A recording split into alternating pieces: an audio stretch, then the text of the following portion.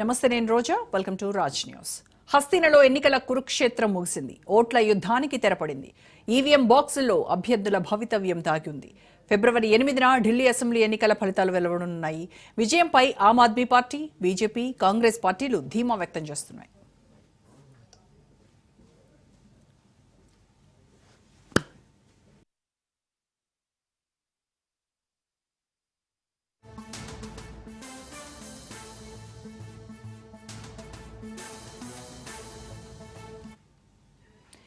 ఇక అందరి దృష్టి ఎగ్జిట్ పోల్స్ పైనే పడింది. ఫలితాలపై ఎగ్జిట్ పోల్స్ ఉత్కంఠ రేపుతున్నాయి. వివిధ సర్వే సంస్థలు తమ నివేదికలను వెల్లడిస్తున్నాయి. ఎన్నికల సరళిపై చేసిన పలు సంస్థలు తన అభిప్రాయాలను వ్యక్తం చేస్తున్నాయి. దీంతో గెలుపు ఎవరిది అనే దానిపై ఇప్పటి నుంచే అంచనాలు పెరిగిపోయాయి.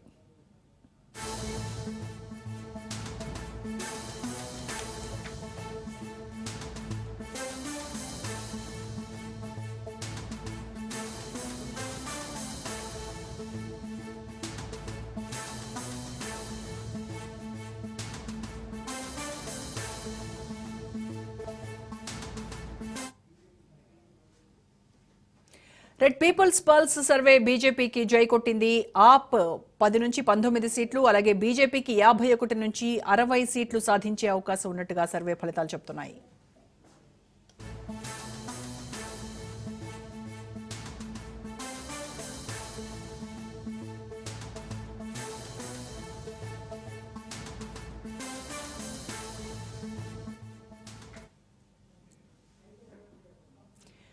రాజకీయంగా జీవితంలో మోడీ ఇంకేం సాధించాలి? జాతీయంగా, అంతర్జాతీయంగా తన పేరును సువర్ణాక్షరాలతో లిఖించుకున్న మోడీ రాజకీయంగా అన్నీ సాధించారు. ప్రపంచాన్ని భారత్ వైపు చూసేలా చేసిన జగజ్జేత. కానీ ప్రతి ఒక్కరికి కొన్ని కోరికలు సాధించలేదన్న దగ్ధ జీవితంలో వెంటాడుతూనే ఉంది. మోడీ మనసులో ఒక్కటి మాత్రం ఉంది.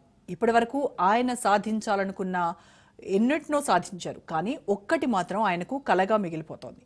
అవును, ఢిల్లీ అసెంబ్లీ ఎన్నికల్లో కాషాయ ధ్వజాన్ని ఎగరేయాలని భావిస్తున్న మోడీకి అది సాధ్యం కావట్లేదు. దేశంలో ఎన్నడూ లేని విధంగా ఎంపీ స్థానాలతో అధికారంలోకి వచ్చినప్పుడు కూడా ఢిల్లీ పీఠం అందని ద్రాక్షలా మిగిలింది. ఈ ఎన్నికల్లో సాధ్యం కాకపోతే వచ్చే రోజుల్లో అది కష్టమన్న భావన కూడా ఉంది. ఎందుకంటే ఢిల్లీ అసెంబ్లీ ఎన్నికల్లో కేజ్రీవాల్ అండ్ కోను ఓడించడం అంత ఈజీ అయ్యేలా కనిపించట్లేదు. ఓవైపు కాంగ్రెస్, మరోవైపు కేజ్రీవాల్ ఇద్దరూ ఢిల్లీ అసెంబ్లీ ఎన్నికల విషయంలో దూకుడు ప్రదర్శిస్తారా, లేదంటే రాజీ పడతారా అంటే ఏదో జరుగుతోందన్న వాసన మాత్రం ఢిల్లీ వేదికగా బయటకు వస్తోంది. ఈసారి కానీ ఢిల్లీ అసెంబ్లీ ఎన్నికల్లో బీజేపీ గెలవకపోతే ఇప్పుడప్పుడే ఢిల్లీ అసెంబ్లీ ఎన్నికల్లో బీజేపీ గెలిచే అవకాశం లేదు అన్న అభిప్రాయం కూడా ఉంది. అందుకోసమే ఈసారి సామ భేద దాన దండోపాయాలను ఉపయోగించైనా ఢిల్లీ అసెంబ్లీ ఎన్నికల్లో గెలవాలని బీజేపీ భావించింది.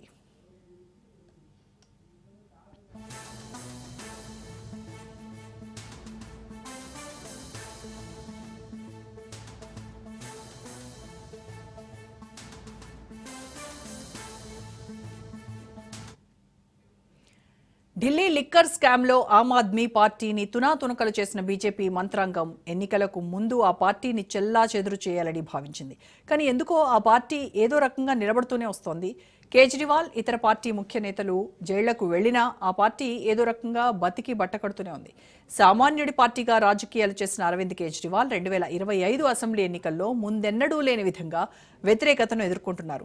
దేశమంతటా కాషాయ జెండా రెపరెపలాడుతున్న తరుణంలో ఢిల్లీలో ఈసారి ఓటమి తప్పదన్న అంచనాలు కూడా మొదలయ్యాయి. కానీ ఎందుకో ఏమో అర్థం కావట్లేదు. ఢిల్లీ పొలిటికల్ స్టడీ చూస్తే ఈసారి కూడా ఏదో తేడా కొడుతోందన్న భావన కలుగుతోంది. కాంగ్రెస్ పార్టీ ఢిల్లీలో బీజేపీని గెలిపించాల్సిన పరిస్థితి వచ్చిందా అన్న అనుమానాలు కూడా కలుగుతున్నాయి. దేశంలో బీజేపీని అణువణువునా వ్యతిరేకిస్తున్న కాంగ్రెస్ పార్టీ ఢిల్లీలో బీజేపీ గెలుపుకు సహకరిస్తోందా అన్న విశ్లేషణలు మేధావులు చేస్తున్నారు. ఎందుకంటే కేజ్రీవాల్ సీఎంగా కాకముందు ఢిల్లీ పీఠాన్ని ఆ పార్టీ ముఖ్య నేత షీలా దీక్షిత్ సుదీర్ఘకాలం పాలించారు. షీలా దీక్షిత్ ఢిల్లీ సీఎంగా దేశంలో ఏ మహిళా ముఖ్యమంత్రి పాలించనన్ని రోజులు పాలించారు. 1998 నుండి 15 సంవత్సరాల పాటు వరుసగా 3 ఎన్నికల విజయ తీరాలకు చేర్చారు. కానీ ఆ తర్వాత కాంగ్రెస్ పార్టీ కోలుకోలేని స్థితికి చేరుకుంది.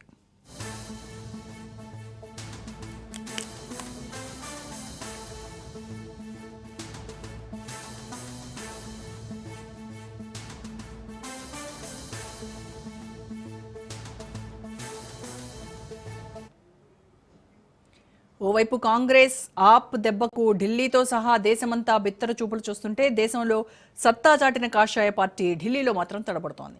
ప్రధాని నరేంద్ర మోడీ సాధించాల్సినవన్నీ ఒక్కొక్కటి సాధిస్తున్నా హస్తిన పీఠం ఆయనకు కొరకరాని కొయ్యలా మారుతోంది.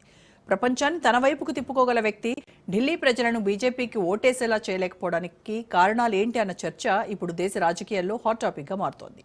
మోడీ రాకముందు రాజకీయాల గురించి సామాజిక వర్గాల కోణంలో విశ్లేషించే పరిస్థితి ఉంటే ఇప్పుడు మోడీ వర్సెస్ అదర్స్ అన్నట్టుగా సీన్ మారిపోయిందంటే ఒక వ్యక్తి దేశాన్ని ఏ విధంగా తన అదుపాజ్ఞల్లో పెట్టుకున్నారో అర్థం చేసుకోవచ్చు. అంతిమంగా ఢిల్లీ అసెంబ్లీ ఎన్నికలు ప్రధాని నరేంద్ర మోడీ భవిష్యత్ రాజకీయానికి ఒక సవాల్గా నిలవబోతున్నాయనుకోవచ్చు. రచ్చ గెలిచిన అధినాయకుడు ఇంట గెలవకపోవడానికి దారితీస్తున్న పరిస్థితులను చూస్తే షాక్ అవుతున్నాం.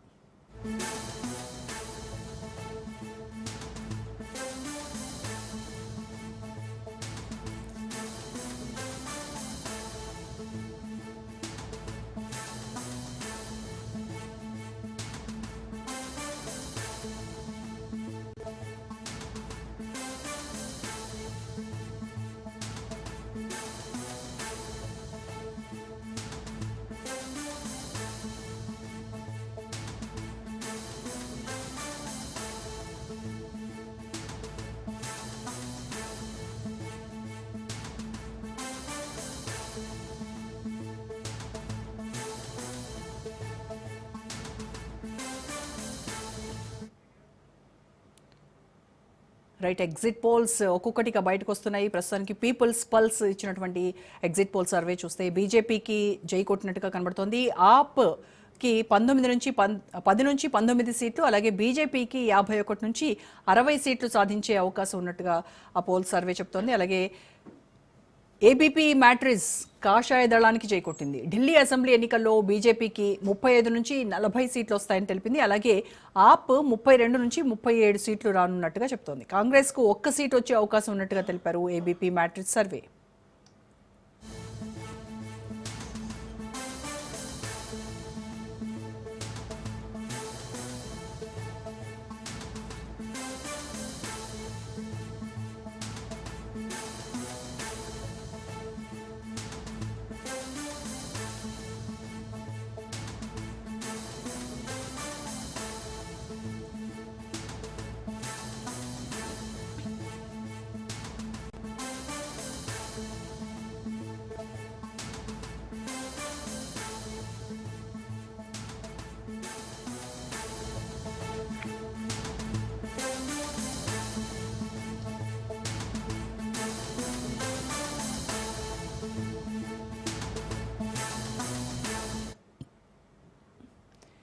పీపుల్స్ పల్స్ బీజేపీకి జై కొట్టింది.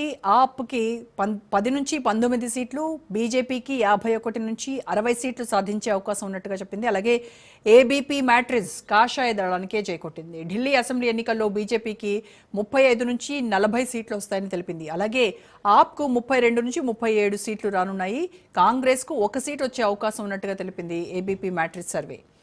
ఇక చాణక్య స్ట్రాటజీస్ కూడా కమలానికే జై కొట్టింది. ఆప్ 25 నుంచి 28 సీట్లు, బీజేపీకి 39 నుంచి 44 సీట్లు, కాంగ్రెస్కు 2 నుంచి 3 సీట్లు సాధించేటువంటి అవకాశం ఉన్నట్టుగా తెలిపింది.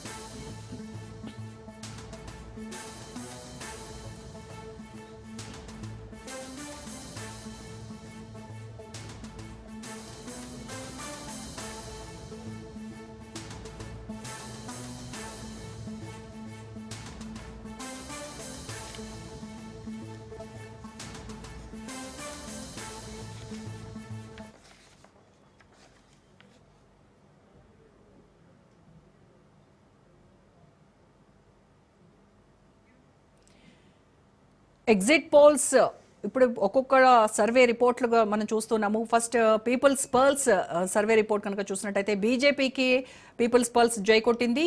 ఆప్కు 10 నుంచి 19 సీట్లు, బీజేపీకి 51 నుంచి 60 సీట్లు సాధించే అవకాశం ఉన్నట్టుగా సర్వే ఫలితాలు ఉన్నాయి. అలాగే ఏబీపీ మ్యాట్రిక్స్ కాషాయ దళానికి జై కొట్టింది.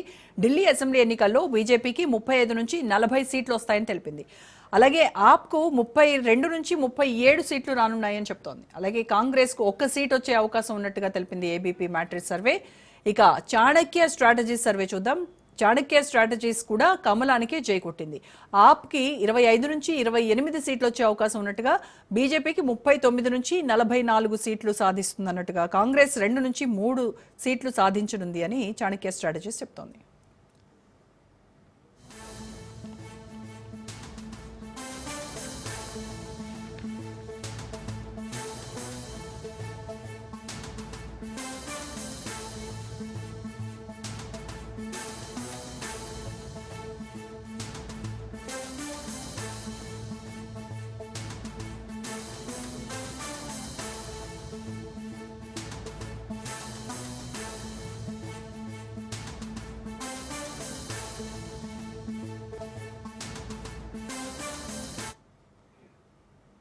రైట్, మొత్తానికి ఢిల్లీ పీఠం ఎవరికి దక్కబోతోంది, ఆ పీఠంపై అధిష్టానం ఎవరు కూర్చోబోతున్నారు అనే దానిపైన మనతో మాట్లాడడానికి ప్రొఫెసర్ మహేంద్ర బాబు గారు HNB Garhwal central university Uttarakhand నుంచి మనకు జూమ్లో జాయిన్ అయ్యారు. నమస్కారం అండి మహేంద్ర బాబు గారు. మహేంద్ర బాబు గారు ఒకసారి అన్మ్యూట్ చేయండి. హలో, నమస్తే మేడం. ఎస్ మహేంద్ర బాబు గారు, మొత్తానికి ఎగ్జిట్ పోల్స్ ఇప్పటి వరకు ఇచ్చినటువంటి ప్రకారం People's Pulse, ABP Matrix survey, Chanakya Strategies 3 కూడా కమలానికే వాళ్ళు జై కొడుతూ ఉన్నారు. మొత్తానికి బీజేపీనే ఈసారి ఢిల్లీ పీఠాన్ని కైవసం చేసుకోనుంది అని ఎగ్జిట్ పోల్ సర్వేలు చెప్తున్నాయి. మరి మీ విశ్లేషణ ఏంటి దీనిపైన? మొట్టమొదటి విషయం అండి, త్వరలోనే మనకి రిజల్ట్స్ రాబోతున్నాయి. తినబోతూ మనం రుచులు అడగడం లాంటిది ఎగ్జిట్ పోల్స్ అంటే. మరి ఈ రోజు చాలా మటుకు ఎగ్జిట్ పోల్స్ ఏమన్నా కానీ, అది స్టేట్ లెవెల్ కానీ సెంట్రల్ కానీ, మనం ఆంధ్ర తెలంగాణలో కూడా చూసినాము, చాలా క్లియర్గా ఇవి సక్సెస్ అవుతుంటాయి. బట్ మనము ఒకవేళ ఈ ఫిగర్స్ని కనుక నిజమని మనం భావించి అనలైజ్ చేసినట్లయితే, బీజేపీ ఒకవేళ వస్తుంది అనుకుంటే కారణాలు ఏమై ఉండొచ్చు అనేది మనం చూసుకోవాలి.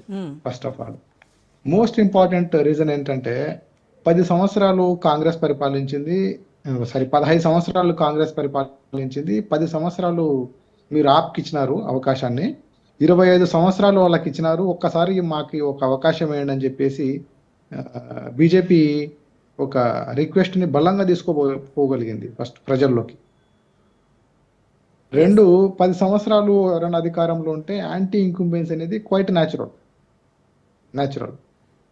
ఆప్ వాళ్ళు మొహల్లా క్లినిక్స్ ద్వారా గవర్నెన్స్ని గ్రాస్ రూట్ లెవెల్కి తీసుకుపోవడము, వాళ్ళ ఎడ్యుకేషన్ సిస్టమ్ని రిఫార్మ్ చేయడము, విద్య ఆరోగ్యం పైన ఫోకస్ చేయడము, సమాజంలో ఆర్థికంగా సామాజికంగా అట్టడుగు ఉన్నటువంటి వర్గాలకి చేయూతనిచ్చినప్పటికీ కూడా, ఒకవేళ ఈ ఎగ్జిట్ పోల్స్ నిజమై బీజేపీ అధికారంలోకి వస్తుంది అంటే, ఒకటి BJP strong campaign to give them one chance, ఒక ఛాన్స్ ఇవ్వండి అని చెప్పి వాళ్ళు తీసుకుపోవడము. 2, యాంటీ ఇంక్యుబెన్సీ న్యాచురల్గా ఏదైతే వస్తుందో యాంటీ ఇంక్యుబెన్సీ 10 సంవత్సరాలు ఉంటే, అది ఒక రీజను.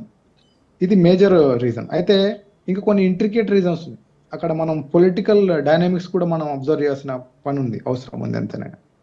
మీరు ఢిల్లీ కనుక మనం తీసుకున్నట్లయితే అది ఇతర రాష్ట్రాల్లాగా కాదండి, అది highly diversified and very wide range of preferences ఉన్నటువంటి ఓటర్లు కలిగి ఉన్నటువంటి రాష్ట్రం అది బీజేపీ, ఢిల్లీ అనేది.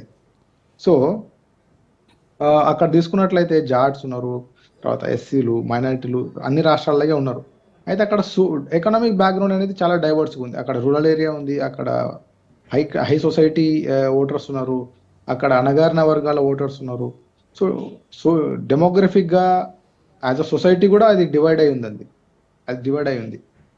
సో మనం ఒకసారి తీసుకున్నట్లయితే బీజేపీకి మీరు చూసినట్లయితే లాస్ట్లో పోయిన ఎలక్షన్స్ లో కూడా తీసుకున్నట్లయితే కనుక చాలా సీట్లలో అతి తక్కువ మెజారిటీ తోటి వాళ్ళు మార్జిన్ తోటి వాళ్ళు అవకాశాన్ని మిస్ అయినారు బీజేపీ వాళ్ళు, అతి తక్కువ ఓట్లతోటి. అంటే దీనివల్ల మనకు అర్థమైంది ఏంటంటే, బీజేపీ పార్టీకి, భారతీయ జనతా పార్టీకి వాళ్ళ ఓటర్ బేస్ అనేది చాలా స్ట్రాంగ్ గా ఉంది. ఎటొచ్చి ఏమైందంటే, కాంగ్రెస్ ఓటర్లని, తర్వాత ఈ సామాజిక వర్గాలుగా విడిపోయినటువంటి కొన్ని సముదాయాల ఓట్లని ఆపు పోయిన ఎలక్షన్స్ లో వాళ్ళు కన్సల్టేట్ చేసుకోగలిగినారు, వాళ్ళ వెనకాల ర్యాలీ చేసినారు ఓటర్స్ అందరూ. ఇప్పుడు బీజేపీ ఒకవేళ నిజంగానే గెలుస్తుందని మనం అనుకుంటే దానికి కారణం ఏంటంటే ఆ ఓటు అనేది ఆప్ నుండి కాంగ్రెస్ ఎంఐఎంకి ట్రాన్స్ఫర్ అయిందని మనం అనుకోవాలండి. ఎందుకంటే బీజేపీకి ఒక వాటి ఓటర్ బేస్ వాళ్ళకు ఉందండి. ఎటు వచ్చి ఆప్ అనేది కన్సలిడేషన్ లో ప్రాబ్లం వచ్చింటుంది. AAP fail to consolidate the vote which it consolidated in the last time during the last elections. పోయిన ఎలక్షన్స్ లో ఏ ఓట్ అయితే కన్సాలిడేట్ చేసిందో పర్టికులర్ గా మైనారిటీలు మరియు షెడ్యూల్ కాస్ట్ వీళ్ళు వెనకాల నడిచినారు బీజేపీ ఆప్ వెనకాల ఈ రెండు గ్రూప్స్ కూడా. అయితే ఈసారి ఎంఐఎం తర్వాత కాంగ్రెస్ కూడా గట్టి పోటీ ఇచ్చినాయి. సో ఈ త్రిముఖ పోరు వాళ్ళ మధ్యలో ఉన్న త్రిముఖ పోరు వల్ల ఒకటే ఓటు బ్యాంక్ కోసం వాళ్ళు ఫైట్ చేసినప్పుడు ఓట్లు అనేది చిల్లిపోతాయి, అంటే బట్వారా అయిపోతాయి వాళ్ళ మధ్యలో. ఆటోమేటిక్గా అది బీజేపీకి ఫాయిదా. ఎందుకంటే బీజేపీ ఓటు ఎప్పుడు వీళ్ళ పోదు, బీజేపీకి వీళ్ళ ఓటు అవసరం లేదు. వాళ్ళ ఓటు చిల్లకుంటే చాలు, అది చిల్లలేదు కాబట్టి గెలిచే అవకాశాలు ఎక్కువ ఉంటాయి. అయితే ఈసారి మెయిన్గా చూస్తే అంటే ఇప్పుడు మన ఎగ్జిట్ పోల్స్ ఇచ్చినటువంటి ఆ 3 సర్వేల ప్రకారం కనుక ఇన్ కేసు బీజేపీనే అక్కడ ఢిల్లీలో ప్రభుత్వం ఏర్పాటు చేయబోతుంటే మేజర్గా ఈసారి ఎలక్షన్స్లో కేజ్రీవాల్ పైన నెగిటివిటీ రావడానికి, ఆయన పైన ఉన్నటువంటి అవినీతి ఆరోపణలు, వీటినే ప్రధానంగా ఇటు బీజేపీ కావచ్చు కాంగ్రెస్ కావచ్చు వాటినే ఫోకస్ చేయడము, ఈ అంశం ఏమైనా ప్రతికూలంగా మారిందంటారా?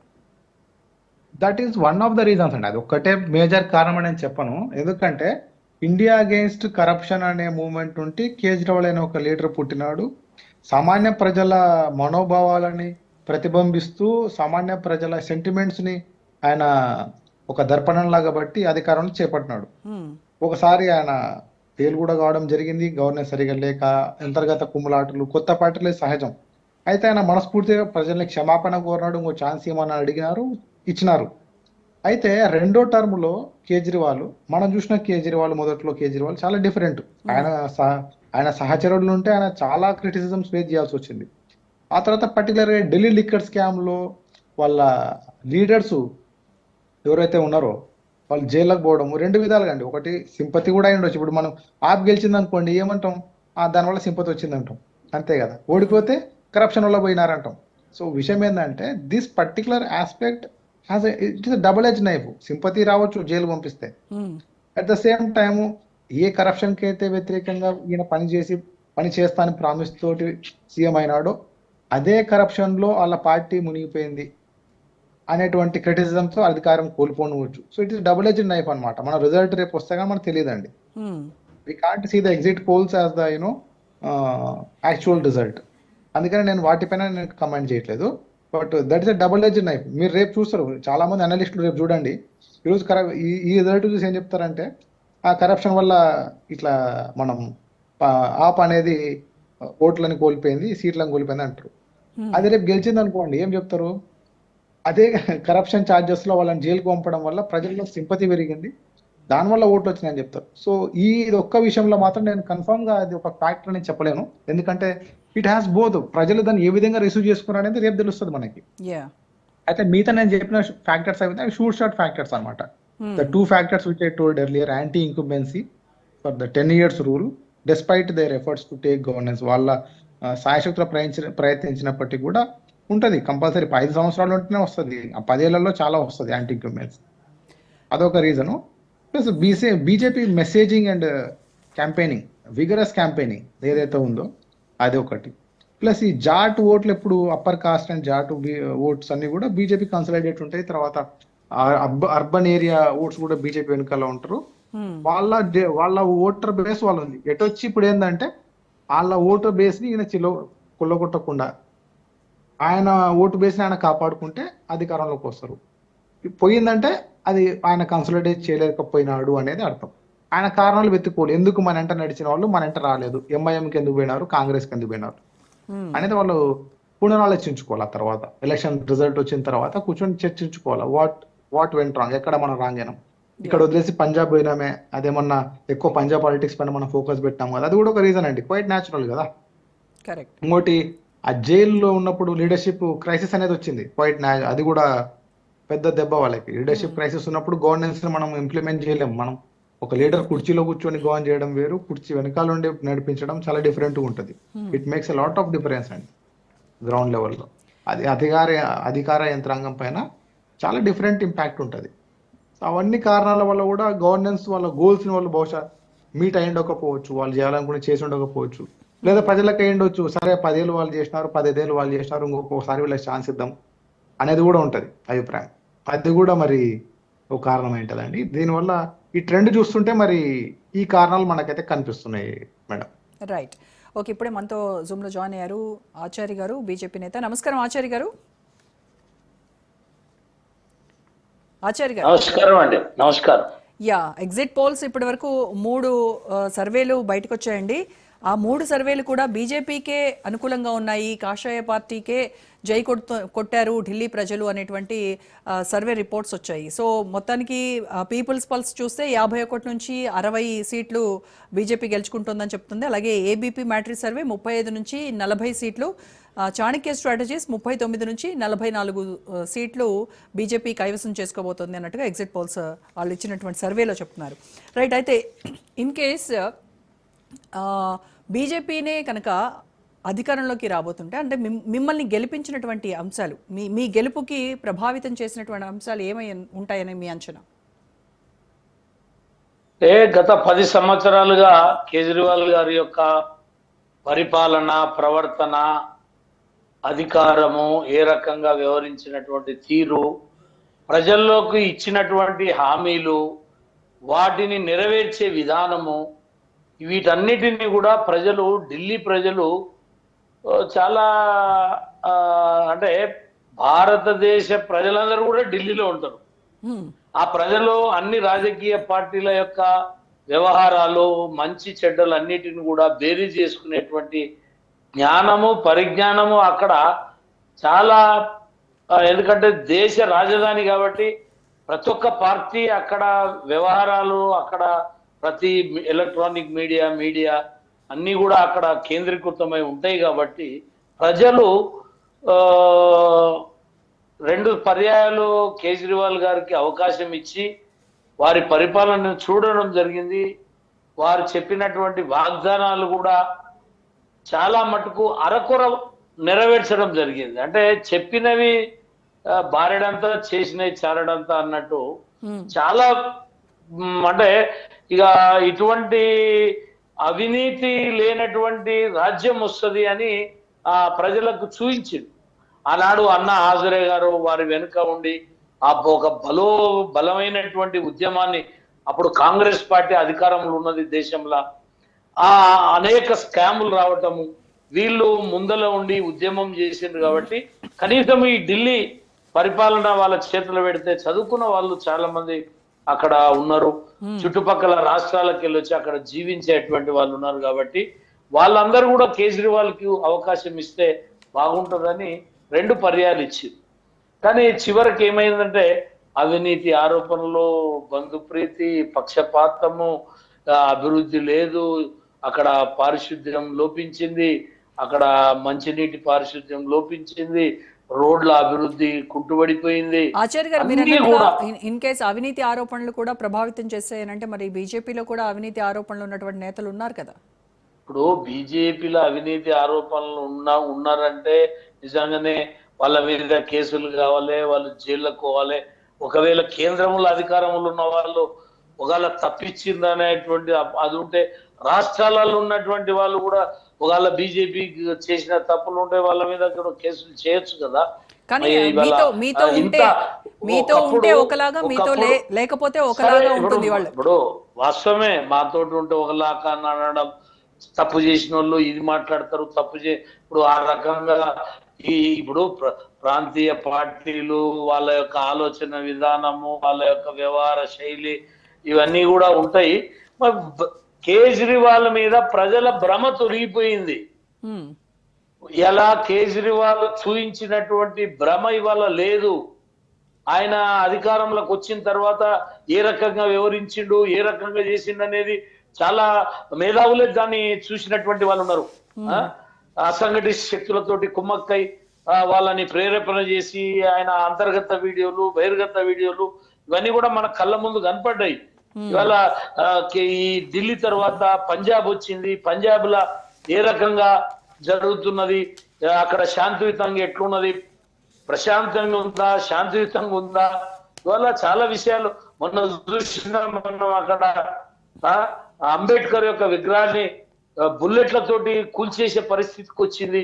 అంటే ఇలా ఢిల్లీకి చేరువలు ఉన్నటువంటి పంజాబ్లా ఏ రకమైనటువంటి పాలన నడుస్తున్నది, ఇవన్నీ కూడా ఉన్నాయి. రెండవది ఏంటంటే ఢిల్లీలో సెంట్రల్ గవర్నమెంట్ ఆధీనంలో పోలీసు వ్యవస్థలు, సెంట్రల్ గవర్నమెంట్ ఆధీనంలో అక్కడ ఉన్నటువంటి లెఫ్టినెంట్ గవర్నర్ గారు కావచ్చు, ఆధీనంలో ఉన్నటువంటి వ్యవస్థలు ఉంటాయి.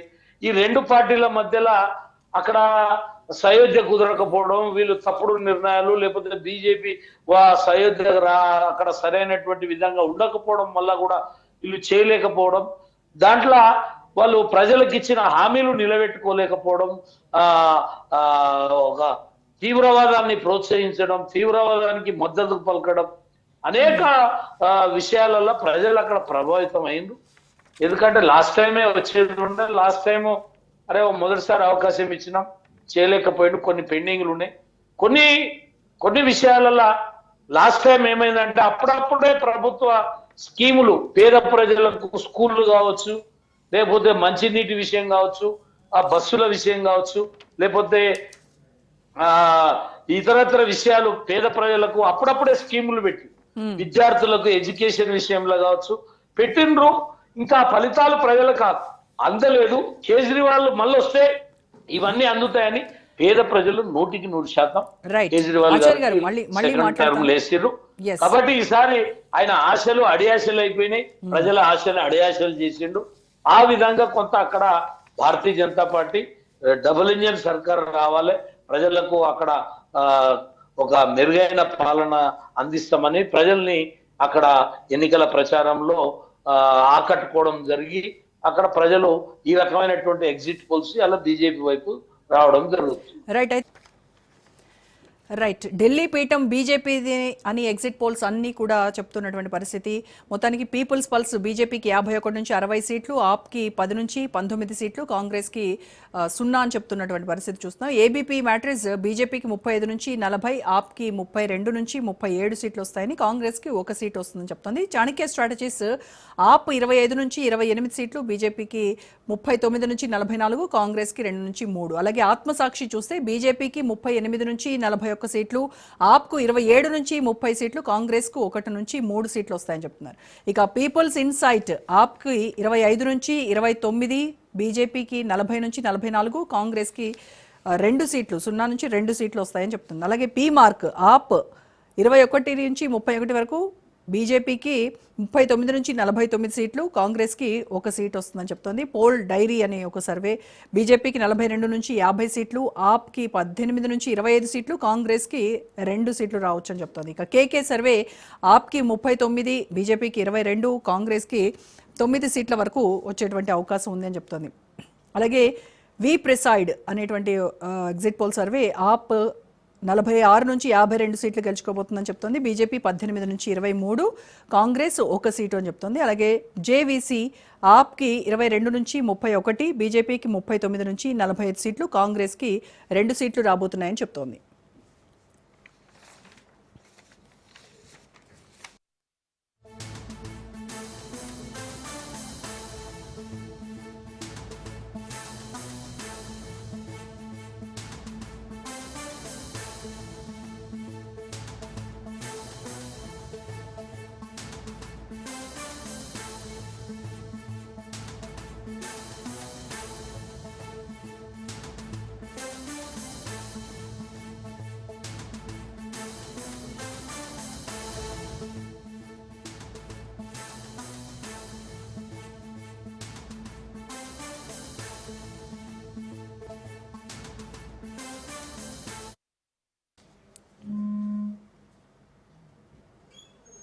రైట్. ఇక మనతో డిబేట్లో జాయిన్ అయ్యారు మానవతారాయ్ గారు, అలాగే బండారు రామ్మోహన్ గారు. మానవతారాయ్ గారు కాంగ్రెస్ సీనియర్ నేత, అలాగే బండారు రామ్మోహన్ గారు రాజకీయ విశ్లేషకులు. నమస్కారం అండి మానవతారాయ్ గారు, రామ్మోహన్ గారు.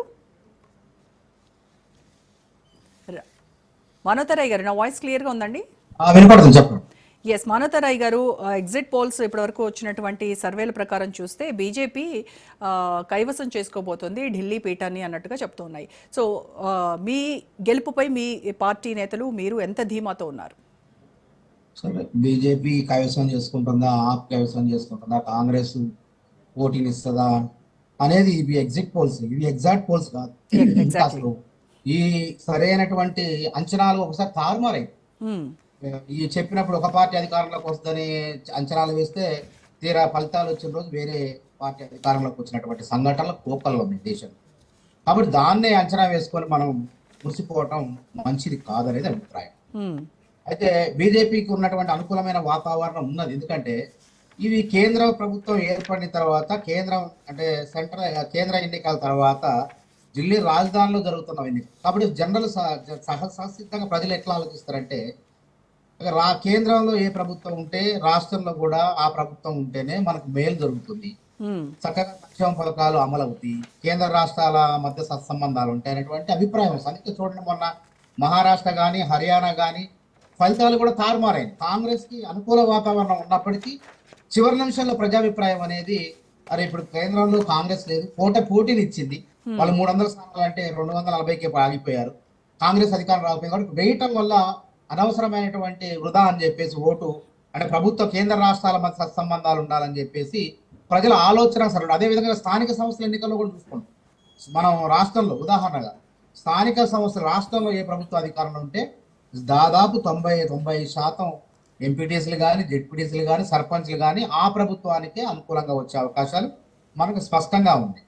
కాబట్టి ఇప్పుడున్నటువంటి వాతావరణ శైలి చూస్తే ఒకవేళ ఆ విధంగా ప్రజలు మొగ్గారా, లేకపోతే ప్రజలు ఏమన్నా సంచలనం చేయబోతున్నారా, మార్పు కోరుతున్నారా, లేకపోతే మళ్ళీ ఆప్కే పట్టం కట్టబోతున్నారా అనేది మనం ఇప్పుడే చెప్పేస్తే అది కరెక్ట్ కాదనేది నా అభిప్రాయం. చూద్దాం, వేచి చూద్దాం, ఫలితాలు చెప్తారు కదా. తర్వాత లోపాలు ఏంది, అధికారంలో వచ్చిన పార్టీ మేనిఫెస్టో ఏంది, దాన్ని కూడా మనం ఇప్పుడు కరెక్ట్ ఆ మేనిఫెస్టోని ప్రజలు ఇష్టపడ్డారని చెప్పలేము. ఇక్కడ రేపొద్దున తారుమారు కావచ్చు. ఒకవేళ విజయం వచ్చిన తర్వాత నిజంగానే ఆ సర్వే సంస్థలన్నీ కూడా దాదాపు ఇప్పుడు 6 సంస్థలు నేను చూశాను. 6 సంస్థల్లో కూడా బీజేపీకి 37, 38, 40, 50 అట్లా ఇస్తాను. రెండో స్థానం వచ్చేసి ఆప్కి ఇస్తాను 22, 25, 30 అట్లా ఇస్తాను. కాంగ్రెస్ కు 1, 2, 3 ఇస్తాను. కాబట్టి ఎవరు రేపు అధికారం చేపడతారా లేకపోతే ప్రజలే నాడి ఏందనేది స్పష్టంగా ఫలితాలు వెల్లడైన రోజే మనకు అర్థమవుతుంది. కాబట్టి ఇప్పుడు మనం చెప్పడం కూడా అంత మంచిది కాదని చెప్పి నా అభిప్రాయం. రైట్. సో రామ్మోహన్ గారితో మాట్లాడారు. రామ్మోహన్ గారు, ఇప్పుడు మనోతరాయ్ గారు అన్నట్టుగా ఇవి ఎగ్జిట్ పోల్స్ మాత్రమే, ఎగ్జాక్ట్ పోల్స్ కాదు అని అంటున్నారు. ఎస్, మనం కూడా అగ్రీ అవుతాం దాంతో. బట్ ఇన్ కేస్ కనుక ఏ పార్టీ అధికారంలోకి వచ్చినా అక్కడ వాళ్ళు ఇచ్చినటువంటి మేనిఫెస్టో ప్రజల పైన ఏ రకంగా ప్రభావం చూపించింది అని అనుకోవాలంటారు? రోజా గారు, మీకు, మనోతరాయ్ గారికి, విక్రమ్ గారికి, అట్లాగే ఆచార్య గారికి, మన రాజనీతి ప్రేక్షకులకు నమస్కారం. ఒక 50 ఏళ్ల జర్నలిజం ఎప్పుడు కూడా ఎగ్జిట్ పోల్స్ లో ప్రజలు తమ అభిప్రాయాన్ని బహిరంగంగా వెల్లడించారు. నేను ఈనాడు పని చెప్తున్నాను, 9-10 చేశాను. ఎవరైనా ఎగ్జిట్ పోల్స్ కోసం నేను పోతే ఏ పార్టీకి వేసిందమ్మా అంటే వాళ్ళు చెప్పేవాళ్ళు ఏంటంటే నీకు వేసిన బిడ్డ అనేవాళ్ళు. మాది పార్టీ కాదమ్మా, మేము విలేకరులు అంటే కాదు మీకు అంటే చాలా తెలివిగా ప్రవర్తిస్తారు. ఇంకా మధ్య తరగతి వాళ్ళు కొంచెం బయటపడతారు కానీ పేద ప్రజలు అస్సలు బయటపడరు. ఇప్పుడు పేద ప్రజల సంఖ్య కూడా ఢిల్లీలో ఎక్కువ ఉన్నది, తక్కువేం లేదు. మధ్యతరగతి ఎంతమంది ఉన్నారు, ఎబో మిడిల్ క్లాస్ ఎక్కువ ఉన్నారు. అట్లాగే ముస్లింలు స్లమ్ ఏరియాస్ ఉన్నాయి, పేద ప్రజల స్లమ్ ఏరియాస్ ఉన్నాయి. ఒక 15-20 నియోజకవర్గాల్లో వాళ్ళు ఎప్పుడు బయటపడరు. ఎగ్జిట్ పోల్స్ ఎగ్జాక్ట్ పోల్స్ కావాలనడానికి నేను మంచి ఉదాహరణ చెప్తాను. అదే ఢిల్లీ తీసుకుందాం. ఇప్పుడు మనోతరాయ్ గారు చెప్పారు, హర్యానా, మహారాష్ట్ర చెప్పారు కదా. హర్యానాలో అయితే అసలు గెలుపు తర్వాత మొట్టమొదటి అయితే ఎన్నికలు పోటీ చేయకుంటే గెలుపు అయిపోయి పోమన్నారు. ఏమైంది? కరువు కాల్చి వాత పెట్టింది ప్రజలు. భారతదేశ ప్రజలు ఎప్పుడు చూడండి అమ్మ రోజా గారు, మొదటి నుంచి కూడా కూడబలుక్కున్నట్టు వేద్దాం అనుకున్న చోటికి వేస్తారు ఓట్లు. సమస్య లేదు. ఆనాడు జనతా గవర్నమెంట్ వచ్చినా సరే మొన్న అంటే ప్రతిసారి చూడండి మీరు కూడబలుక్కున్నట్టు. మొన్న ఆంధ్రప్రదేశ్ ఫలితాలు ఎంత క్యాంపెయిన్ చేశారు కదా. అందుకని ఏవైనా సరే కూడబలుక్కున్నట్టు వేస్తారు. అంటే ఈ ప్రభావిత పత్రికల మీద, మీడియా మీద పెద్ద ప్రభావితం కాదు. వాళ్ళ జీవితానికి అక్కడ ఉన్న మేనిఫెస్టోకు చూస్తారు. మీరు మేనిఫెస్టో అన్నారు, ఢిల్లీలో పెద్ద మేనిఫెస్టో ఏం లేదు, అన్ని ఉచితాల మేనిఫెస్టోలే. ఒకరికి మించి ఒకరు హామీలు ఇచ్చారు. నిజంగా చెప్పాలంటే మేనిఫెస్టో అందరి మేనిఫెస్టో విడుదల చేసిన ప్రతి మేనిఫెస్టోలో ఒకరిని మించి ఒకరు హామీ ఇచ్చారు. ఉదాహరణ కాంగ్రెస్ పార్టీ తీసుకోండి, 8,500 రూపాయలు నిరుద్యోగ వృత్తి ఇస్తాను. మిగతా రాష్ట్రాల్లో చూసినాం కదా, మరి నిరుద్యోగ వృత్తి ఎంతవరకు అమలు ఎంతో చూస్తారు కదా అక్కడైతే. ఇప్పుడు గతంలో ప్రపంచంలో ఏ మూల ఏం జరిగిందో తెలుసుడు కష్టం ఉంటుండే, మన పక్క ఊళ్ళో ఏం జరిగిందో మనకు తెలియకపోయింది. ఇప్పుడు అట్లా ప్రపంచం కుగ్రామంగా మారిపోయింది. ఢిల్లీలో ఏంది ప్రతి అప్డేట్ ఏ రాష్ట్రంలో ఏం జరుగుతుందో తెలుసుకోగలుగుతున్నాం. కనుక ఢిల్లీ ప్రజలు మొన్నటిదాకా 2 అంచనాలు తప్పించారు. ఎగ్జిట్ పోల్స్ అంచనాలను చాచి చెంపకెలగొట్టారు. మీరు చూడండి, 2015లో అదే చేశారు. బీజేపీ వచ్చేస్తున్నారు అన్నారు. ఏమైంది? 3 సీట్లకు పరిమితమైంది బీజేపీ అన్నాడు. 67 సీట్లు అంటే అప్రతిహత మెజార్టీ వచ్చేసింది. రెండోసారి కూడా బీజేపీ పెరుగుతుందని మనం ఆచార్య గారు కూడా 2000 అప్పుడు కూడా నేనేమంటున్నా బీజేపీ పెరుగుతుందన్న 8 సీట్లకు వచ్చింది. ఇప్పుడు కూడా నేనేమంటున్నాను బీజేపీ పెరుగుతుంది, కానీ ఆమ్ ఆద్మీ పార్టీ అంత అధ్వానంగా పోయిందా అనేది ఒకటి. అందుకని నేను నా మిత్రులతో తెలుసుకునేది, లేకపోతే ఎగ్జిట్ పోల్స్ కన్నా ముందు నేను తెలుసుకున్న నా అంచనాలు ఏమున్నాయంటే 2 సార్లు పోటీ చేసి 2 సార్లు మూడోసారి గెలిచినాక, మొదటిసారి కేవలం 49లోనే ఉన్నారు. మూడోసారి గెలిచిన తర్వాత ఈ 10 ఏళ్ల పాలన చూసిన తర్వాత కొంత ప్రజలకు అసంతృప్తి ఉంటుంది. ఎప్పుడు శిఖరాగ్రానికి చేరుకున్న తర్వాత పతనమే ఉంటుంది. అందుకని పోయిన 2024 పార్లమెంట్ ఎన్నికలు కూడా నేను కోటికి 4 సార్లు చెప్పాను. ఆచార్య గారు నాతో విభేదించింది కానీ అన్నాడు చెప్పాను 303 సీట్లు ఉన్న బీజేపీ పార్టీ 270కి లోపలికే పరిమితం అయింది అనుకున్నాం. ఇంకా నేను అనుకున్న అంచనాలకు ఇంకా పోయింది. 353 ఉండే మిత్రపక్షాలతో కలిపిపోయి. అందుకని నేనేమంటే అబ్కా బార్ 4 అంటే 2 సార్లు గెలిపించిన తర్వాత మూడోసారి ప్రజలు ఎట్లా చేశారో ఇప్పుడు ఆమ్ ఆద్మీ పార్టీ కూడా వ్యతిరేక పవనం అనిపిస్తుంది ఖచ్చితంగా. లేకపోతే ఎగ్జిట్ పోల్స్ అంతా కొట్టిపారేది, కానీ అంత వేస్తున్నాయా అనే సమస్య. రెండోది కూడా చెప్తున్నాం, మనకు ఢిల్లీ అనేది రాష్ట్ర ప్రభుత్వం అంటున్నాం కానీ మున్సిపాలిటీకి ఎక్కువ, రాష్ట్రానికి తక్కువ. అధికారానికి కేంద్ర మంత్రి ఉంటాయి. 90% అధికారాలు లెఫ్టినెంట్ గవర్నర్ చేతిలో ఉంటాయి. ఏ మున్సిపాలిటీ చేసే పనులే ఢిల్లీలో ప్రజలు చేయాల్సిందే. కానీ కొన్ని హామీలను మేము నెరవేర్చలేకపోయినాం, క్షమించండి. ఉదాహరణకు యమునా నది పక్షాలను చేయలేకపోయినాం అని చెప్పి కేజ్రీవాల్ బహిరంగంగా చెప్పిండు. ఇక ఆ ఉచిత హామీలకు వస్తారంట. ఉచిత హామీలు ఇప్పటిదాకా ఉచితాలు ఇచ్చి చేస్తున్నాడు. ఆఖరికి అన్నా హజారే గారు కూడా తన శిష్యుని విమర్శించి మొదటిసారి ఎన్నికల్లో పాల్గొని మొదటిసారి గెలిచిన తర్వాత ఇప్పటికి 2 సార్లు వ్యతిరేక ప్రచారం చేసిండు. ఏమైంది? ఢిల్లీ ప్రజలు ఏం చేశారంటే మనకు కేజ్రీవాల్ గెలిపించే ప్రయత్నం చేసి గెలిపించారు. 2 సార్లు మంచి మెజార్టీ. 3/8 అయింది బీజేపీకి. 8 బీజేపీకి లక్కీ సంఖ్య నేను అనుకుంటున్నాను. అంటే అక్కడి నుంచి మొదలైంది. ఎప్పుడో 2020లో ఢిల్లీలో 8 వస్తే ఆంధ్రప్రదేశ్ లో 8 అసెంబ్లీ సీట్లు, తెలంగాణలో 8 పార్లమెంట్, 8 అసెంబ్లీలు తెలుసుకున్నారు. 8 లక్కీ నెంబర్ ఉన్నట్టుంది వాళ్ళకి. కానీ ఇప్పుడు ఏమంటున్నారంటే 25 కాదు 35 కావాలి. అంటే 30 పెరగాలి బీజేపీకి. పెరుగుతుందా అనే దానికి ఒక సమాధానం ఇచ్చి ముగిస్తాను నేను.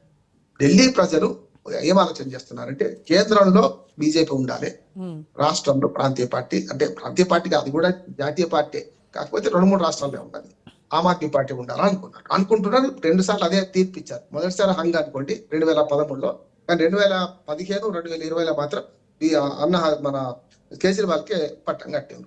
ఈసారి కేజ్రీవాల్ కి వ్యతిరేకత ఉంది ఖచ్చితంగా. ఎందుకంటే అనుకున్నంత చేయలేకపోయినా ఒకటి ఉంటది. రెండోది ఈ ఢిల్లీ లిక్కర్ స్కామ్ కూడా కొంత బదనాం అయిండు. కానీ బదనాం అనేది సానుభూతికి దారితీస్తుందా? లేకపోతే సానుభూతి దారితీసింది అనుకోండి ఆటోమేటిక్ గా ఓట్లు ఇటుపైకి పడతాయి. కానీ అప్పట్లో అప్రతిహత మెజారిటీతోని 60 దాటితే అనేది నేను అనుకుంటలేను. ఆమ్ ఆద్మీ పార్టీకి 36 స్థానాలు, ఇప్పుడు మనకి ఎవరికైనా 36 స్థానాలు మ్యాజిక్ ఫిగర్. ఇప్పుడైతే నేను అనుకుంటున్నాను ఏంటంటే ఆమ్ ఆద్మీ పార్టీకి ఎడ్జ్ ఉందని నేను అనుకుంటున్నాను. రేపు ఎల్లుండికి వేరు. ఇంకోటి రోజా గారు, ఎగ్జిట్ పోల్స్ నిజంగా ఎవరు చెప్పండి, నేను చెప్పాను కదా ఎవరు బయటపడరు. ఎప్పుడు బయటపడతారు అంటే రేపు ఎల్లుండి బయటపడతారు కొంతవరకు. ఇప్పుడు మనకు పోలింగ్ పర్సెంటేజ్ ని బట్టి చేస్తుంది. ఇంకొక ఫ్యాక్టర్ అట్లా పనిచేస్తుంది. ఇంతకుముందు చెప్పాను నేను, కాంగ్రెస్ పార్టీ ఎన్ని ఓట్లు చీలుస్తుందో అంత నష్టం ఆమ్ ఆద్మీ పార్టీకి అవుతుంది, ఇంకెవరికి. ఎందుకంటే ఓట్ల పోలరైజేషన్ లో హిందూ ఓట్లు చాలా వరకు, అంటే హిందువులో మిగతా కాంగ్రెస్ కును ఆమ్ ఆద్మీ పార్టీకి వేసే వాళ్ళు లేరంటూ ఉండవు. మెజార్టీ హిందూస్ మనకు బీజేపీకి వేస్తున్నారు. కనుక ఏదైతే కొరత ఉన్నదో ముస్లిం ఓట్లు కానీ, పేద ప్రజల ఓట్లు కానీ, ఏదైతే ఇప్పటిదాకా 0 చేశారు కదా కాంగ్రెస్ ను, ఆ ఓట్లన్నీ ఆమ్ ఆద్మీ పార్టీకి పడుతున్నాయి. ఒకవేళ కాంగ్రెస్ పార్టీ ప్రతి దగ్గర 2% ఓట్లు పుంజుకున్నా కూడా ఫలితాలు తారుమారే అవకాశం ఉంది. కనుక ఇప్పుడు ఈసారి కాంగ్రెస్ పార్టీ బలంగా 2-3% ఓట్లకు ప్రయత్నం చేసింది. ఎందుకంటే శీలా దీక్షిత్ కొడుకును కూడా సందీప్ దీక్షిత్ దించింది. అట్లాగే ఈసారి సందీప్ దీక్షిత్ నే ముఖ్యమంత్రి స్థానంలో ఉన్న కేజ్రీవాల్ కు పోటీగా పెట్టింది. అంతకుముందు సాహిబ్ సింగ్ వర్మ కొడుకును కూడా కేజ్రీవాల్ కి పోటీగా పెట్టారు బీజేపీ వాళ్ళు. 27 ఏళ్ల తర్వాత కల సాకారం అవుతుంది సంబరపడుతున్నారు. నిజంగా కొంతవరకు అవకాశం ఉంది అంటున్నారు. నేను మొత్తం కొట్టిపాడుతున్నాను. కానీ బీజేపీ కంటే ఆమ్ ఆద్మీ పార్టీకి ఎక్కువ అవకాశాలు ఉన్నాయని నేను అంటాను. 36 సీట్లు మ్యాజిక్ ఫిగర్ కనుక 36 దాటిందంటే మిగతా వాళ్ళు ఎవరు గెలిచినా అంతకంటే ఎక్కువ రావు కదా. గతంలో హంగ్ అసెంబ్లీ వచ్చినప్పుడు ఇదే నాటకమైంది. 8 సీట్లతో కాంగ్రెస్, 28 సీట్లతో ఆమ్ ఆద్మీ పార్టీ 2 కలిసి 36 కరెక్ట్ మొటామొటి మెజార్టీతో ఏర్పాటు చేస్తే వాళ్ళ మధ్య విభేదాలు వచ్చిన 49 పడిపోయింది. ఇప్పుడు ఇంకొక మాట ఏంటంటే ఢిల్లీ ప్రజలు సుస్థిరత కోరుకుంటారు ఎప్పుడు కూడా. మీకు 2 అసెంబ్లీ ఎన్నికలు కానీ, కేంద్రంలో జరిగే ఎన్నికలు కానీ, 7 పార్లమెంట్ సీట్లు ప్రతిసారి ఆచార్య గారు అన్నట్టు నేను 3 సార్లు అన్నా కానీ అంతకు ముందు కూడా 6, 5 ఇచ్చిన సందర్భాలు ఉన్నాయి. పార్లమెంట్ కు మాత్రం బీజేపీ గెలుస్తున్నది. మన అసెంబ్లీకి మాత్రం ఆమ్ ఆద్మీ పార్టీ గెలుస్తుంది. ఆమ్ ఆద్మీ పార్టీకి రెండు అవరోధాలు ఏంటంటే కాంగ్రెస్ పార్టీ పెద్ద అవరోధము, రెండోది ఒక రకంగా చెప్పాలంటే ఎన్నికల కమిషన్ కూడా మేము వాళ్ళు అనుకున్నారు ఆమ్ ఆద్మీ పార్టీ మేము ఇద్దరితో పోరాడినాం, ఇటు పక్కన బీజేపీతోని, రెండోది ఎన్నికల కమిషన్ తోని. దీన్ని సమర్థిస్తున్నాడు ఎందుకంటే ఎన్నికల కమిషన్ కూడా చాలా పిల్లి మొక్కలు వేసింది ఇక్కడ. అంటే వాళ్ళు రాజ్యాంగ వ్యవస్థను కూడా మోడీ చెప్పిండని నేను అంటలేను, కానీ వాళ్ళు నిజంగా అధికారాన్ని ఉపయోగిస్తే మహారాష్ట్ర, హర్యానా, మహారాష్ట్ర, జార్ఖండ్ ఎన్నికలు అప్పుడే జరపాలి కదా. ఎస్ మహారాష్ట్రలో నవంబర్ 26 అయిపోయే దాన్ని అప్పటికప్పుడు చేసి మహారాష్ట్రలో ఎన్నికలు జరిపారు. రైట్ రైట్ మరి ఫిబ్రవరిలో ఎన్నికలు కదా, ఢిల్లీ ఎందుకు జరపలేదు అంటే విడతలు వారి జాతీయ పార్టీలకు ఏం చెప్పాలంటే ఈ ఎన్నికల కమిషన్ జాతీయ పార్టీలకు అనుకూలంగా పనిచేస్తున్నది, అంటే ప్రచారానికి వాళ్ళకి అనుకూలంగా ఉంటున్నది. రైట్. ఒక మాట మనతో చెప్తున్నా. డిబేట్ లో ఉన్నారు ప్రొఫెసర్ మహేంద్ర బాబు గారు ఉన్నారు, HNB Garhwal central university Uttarakhand నుంచి. ఆయన ఇందాటి నుంచి మనతో డిబేట్లో పార్టిసిపేట్ చేస్తున్నారు. మహేంద్ర గారు, ఇప్పుడు ఒక ఆరోపణ ఏంటంటే పంజాబ్లో అధికారం చేజెక్కించుకోవడం కోసము, అక్కడ డబ్బులు ఖర్చు పెట్టడం కోసము, ఫండ్స్ కోసం అని చెప్పేసి కేజ్రీవాల్ ఈ లిక్కర్ స్కామ్కి పాల్పడ్డారు అనేటువంటిది ఒక ఆరోపణ. సో మరి ఇన్ కేసు అక్కడ అయితే అధికారంలోకి వచ్చారు, ఫైన్. మరి ఇక్కడ ఢిల్లీలో అదే ఆరోపణలను ఎదుర్కొంటూ ఈ పీఠాన్ని కనుక ఆయన కోల్పోతే అది ఎలా చూడాలంటారు? అంటే కొండనాలకి మందేస్తే ఉన్న నాలుగు ఊడిపోయిందని అంటారు, అలాంటి తంత అవుతుందంటారా? అన్మ్యూట్ చేయండి మేడం. నేను మొదట్లో చెప్పిన విధంగా మన ఇండియన్ సొసైటీ అనేది we are not very much sensitive to the corruption. అంటే మీరు వెస్టర్న్ సొసైటీస్ కనుక తీసుకున్నట్లయితే అక్కడ కరప్షన్కి వాళ్ళు చాలా ఎక్కువ రియాక్ట్ అవుతారు అనమాట. బట్ ఇండియన్ సొసైటీలో ఆ రియాక్షన్ అనేది చాలా తక్కువ ఉంటుంది. ఎంతమంది రాజకీయ నాయకులు కరప్షన్ ఛార్జెస్ లేకుండా ఉన్నారు అనేది మనం చూసుకుంటే మనకు అర్థమైపోతుంది. సో నేను ఏం చెప్పినానంటే ఇందాక కూడా, కరప్షన్ ఛార్జెస్ వల్లనే కేజ్రీవాల్ తన ఇమేజ్ కోల్పోయి దానివల్ల ఎలక్షన్ కోల్పోతాడు అనేది అంతగా కన్విన్సింగ్ ఎక్స్ప్లెనేషన్ కాకపోవచ్చు. నేను చెప్పేది ఏంటంటే, ఒకవేళ కేజ్రీవాల్ ఓడిపోతే కనుక, ఒకటి యాంటీ ఇంక్యుబెన్సీ ఒక కారణం, 10 సంవత్సరాలు అధికారంలో ఉండడం.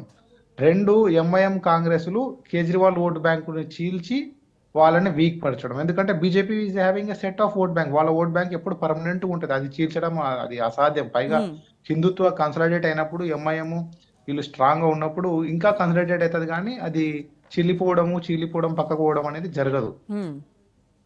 3 ఒక్కసారి అవకాశం ఏంటని ఒక స్ట్రాంగ్ మెసేజింగ్ ఏదైతే చేసినారో, తర్వాత మోదీ గారి పర్సనల్ ఇమేజ్ ఏదైతే ఉందో, అవన్నీ కూడా కారణమైతే బీజేపీ గెలుపు, ఒకవేళ నిజంగానే ఎగ్జిట్ పోల్స్ మనం నిజమని అనుకుంటే. అంతేగాని కరప్షన్, ఢిల్లీ లిక్కర్ స్కామ్ మరి కారణమైతే కాకపోవచ్చు నేను అనుకుంటున్నాను. ఎందుకంటే మన సొసైటీ అందులో ఢిల్లీ పరంగా చూసుకున్నట్లయితే దాదాపు 17% అప్పర్ క్లాస్ సొసైటీ ఉంటే మిగతా పర్సెంటేజ్ అంతా కూడా పేద మరియు మధ్యతరగతి కుటుంబాల వాళ్ళు ఉంటారు.